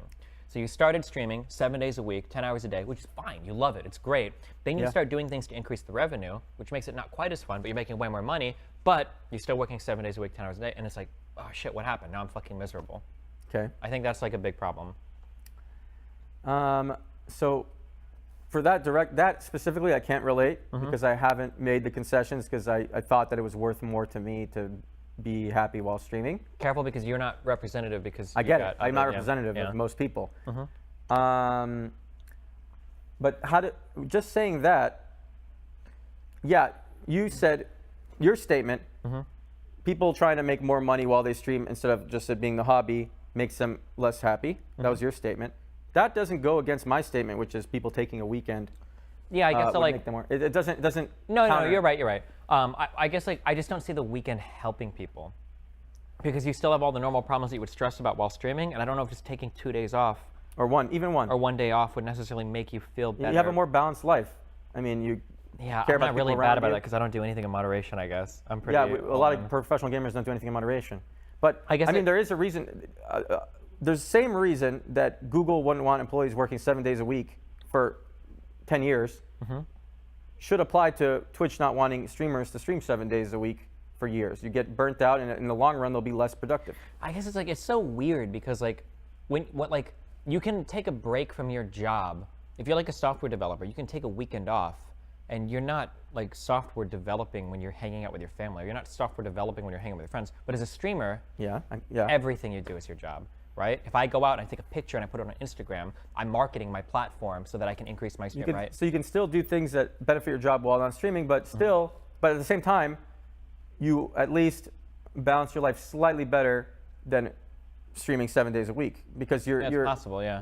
Even though you're still taking a picture for Instagram, that's only a part of your day compared to 10 hours of your day.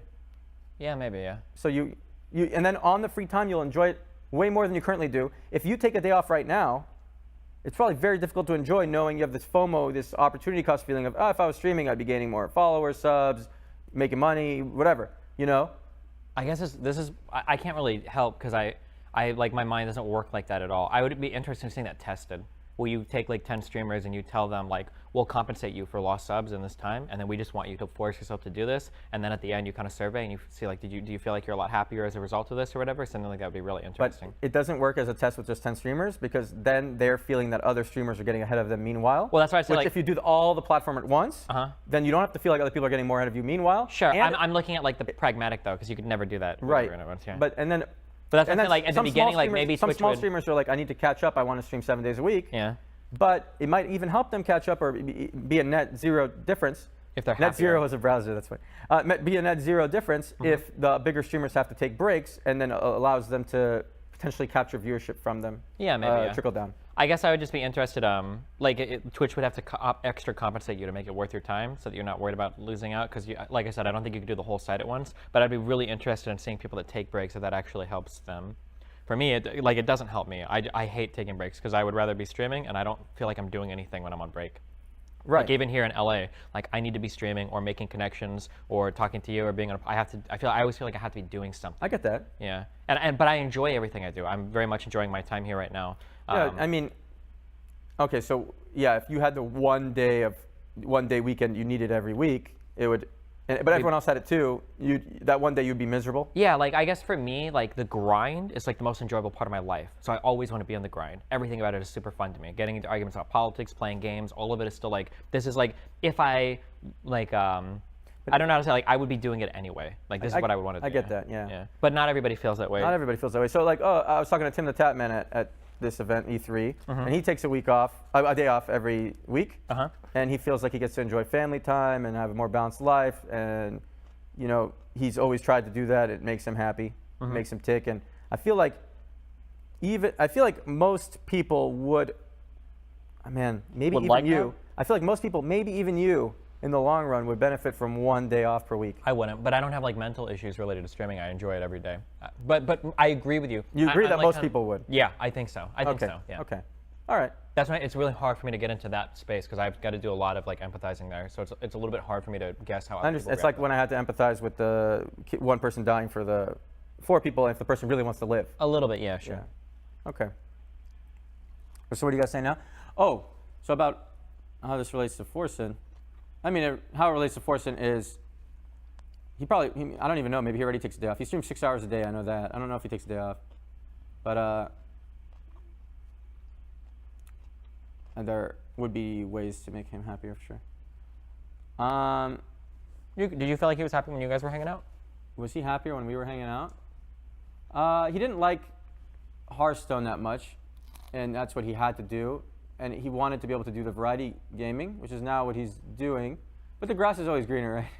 Sometimes it's nice that you can just roll out of bed and do something repetitive. and people can enjoy that. That's what I'm like, yeah. Yeah.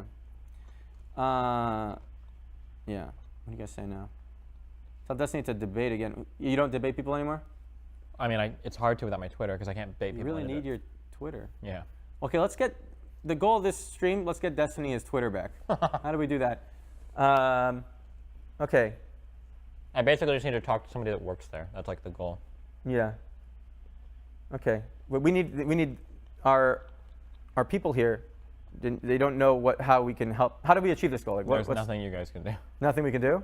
I basically over E3, I've just been trying to talk to the right people to bark up the right trees, so that hopefully, like, There's nothing spam would do. I don't you know? think so. No. Okay. Look at all those smiley faces. Okay. Do you have any strong? Do you know Total Biscuit at all, John? I only met him one time, and I had a bad first impression. But I can see how he brought a lot of happiness to people's lives and all that. And I don't. First impressions, I've given bad first impressions to a lot of people. The only thing I ever heard, the first sentence I heard Total Biscuit say was at BlizzCon, and he said, "Do you know how much money I make on YouTube?" And that was my first impression of him. And he was talking to someone else. What was your first impression of me? My first impression of you. Mine of you was really bad. Okay, let's see. I'm trying to remember my first impression of you. My first impression of you was watching the video of you breaking up with or talking to Jenna for like 10 minutes. Yeah, it was the day after we broke up. Yeah. Yeah, that's a bad first impression. And that was part of the moral thing where I felt like I needed to be honest about everything that's happening with my stream. Yeah, I totally So when see she that. called me on stream, I felt like everything had to be on? I needed to be on there. And it wasn't like that I thought it was. Obviously, I didn't think it would be good for me. Mm-hmm. I didn't think it would be good for my viewers, my viewership in the long run or anything. But you had to pass your own purity test. I had to pass my own purity test. And I didn't pass, I guess. Well, I passed the honesty part of it, but not the I'm a good guy part. Well, but being honest is more important than being nice to people at that stage in your life, right? Yeah, at that stage of my That's life. how I felt. Like, even if I'm exposing something dark, I'm sorry, but like the honesty is more important. That was like Protecting my your my feelings, moral ground I had Yeah. to stick to, yeah. which is dumb, but It was dumb, yeah. I grew up a little, that's cool. Sounds like you did too. a lot, yeah. Yeah. All right. I think it was a good podcast. Let's cut it there. I hope you guys enjoyed yourselves. I'll talk to chat for like 2 minutes before we go. I want you guys, if you guys want to help me, this sounds so ridiculous, but if you just tweet at me more often, it doesn't have to be super encouraging stuff. I enjoy this feeling that like people care about what I'm doing. And if you just tweet at me more often, it'll boost my mood to make more content. Yeah, Do you use Instagram? very rarely. The engagement on there is fucking ridiculous. So I should use that instead. If engagement makes you feel Twitter's good, better for talking. it is. I hate Instagram because I don't like posting pictures of myself. You're pretty cute. You post pictures of yourself.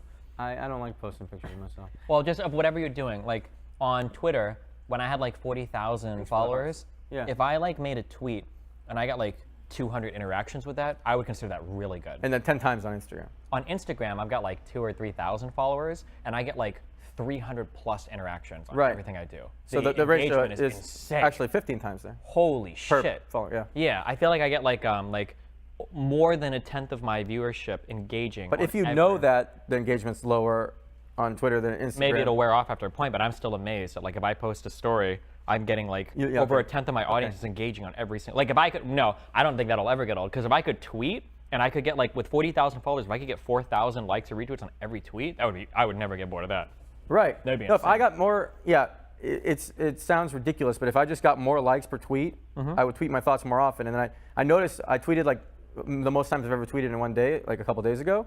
And I think I was feeling insecure about how like I felt like things were getting away from me. Like there's this Fortnite tournament going on, and I'm unimportant, and all these Fortnite people are important, and I don't matter. And I was like, wanted to tweet a lot and feel good. Mm-hmm. And as I tweet more, each one is going to get less and less likes. Mm-hmm. And then I'm like, oh shit, this is not where I should get my feeling of importance. But at the same time, I really enjoy tweeting, and when I have a good thought, somehow I haven't never had a tweet go viral. But I've had like a YouTube video go viral or whatever, but not a tweet. Sure. And then I read really dumb tweets that go viral, and it kind of pisses me off. The Blah, blah, comparison, blah, yeah. blah, blah. Anyway. Something that's really funny, I'm not trying to get you off too much, but like about Twitter, I could never ever imagine using Twitter as like a non-famous person. I get that. Doing stuff and not getting any kind of engagement. I would be so not interested in that ever. I think I feel that way about all social media though. But it is, one thing is nice and that I can relate to is I can try to message people that I never would respond to me. I can't get in contact with them in the real world. But on Twitter, there's a tiny chance to respond even if you have no followers. Like I can message like some comedian I like, or like Ricky Gervais. I could tweet at Ricky Gervais, maybe he'll respond, you know? And even if I didn't have any followers, it's possible. Or I don't know specifically if he would, or if he checks his Twitter a lot, but there's, with some person, there's this possibility that they respond that feels good. Anyway. Sure. Gervais. I don't know how to pronounce his name. Gervais? Isn't it Ricky Gervais? Gervais. I could be wrong. I don't know. Yeah, I don't know. Gervais. Okay. Yeah, you guys used to spam Jim Carrey tweeted you. All right, let's call it. I hope you guys enjoyed it. Tweet at me. He doesn't have a Twitter. Don't tweet at him. Well, we're trying to get his Twitter back. He has an Instagram. Let me plug your Instagram. I want to do this. Oh, God. What's your Instagram? It's at OmniDestiny. At OmniDestiny, O-M-N-I. Destiny normal spelling. Thanks for listening. Thanks for watching. I'll see you guys on the next one. Suggest guests, blah, blah, blah. Until next time. Goodbye.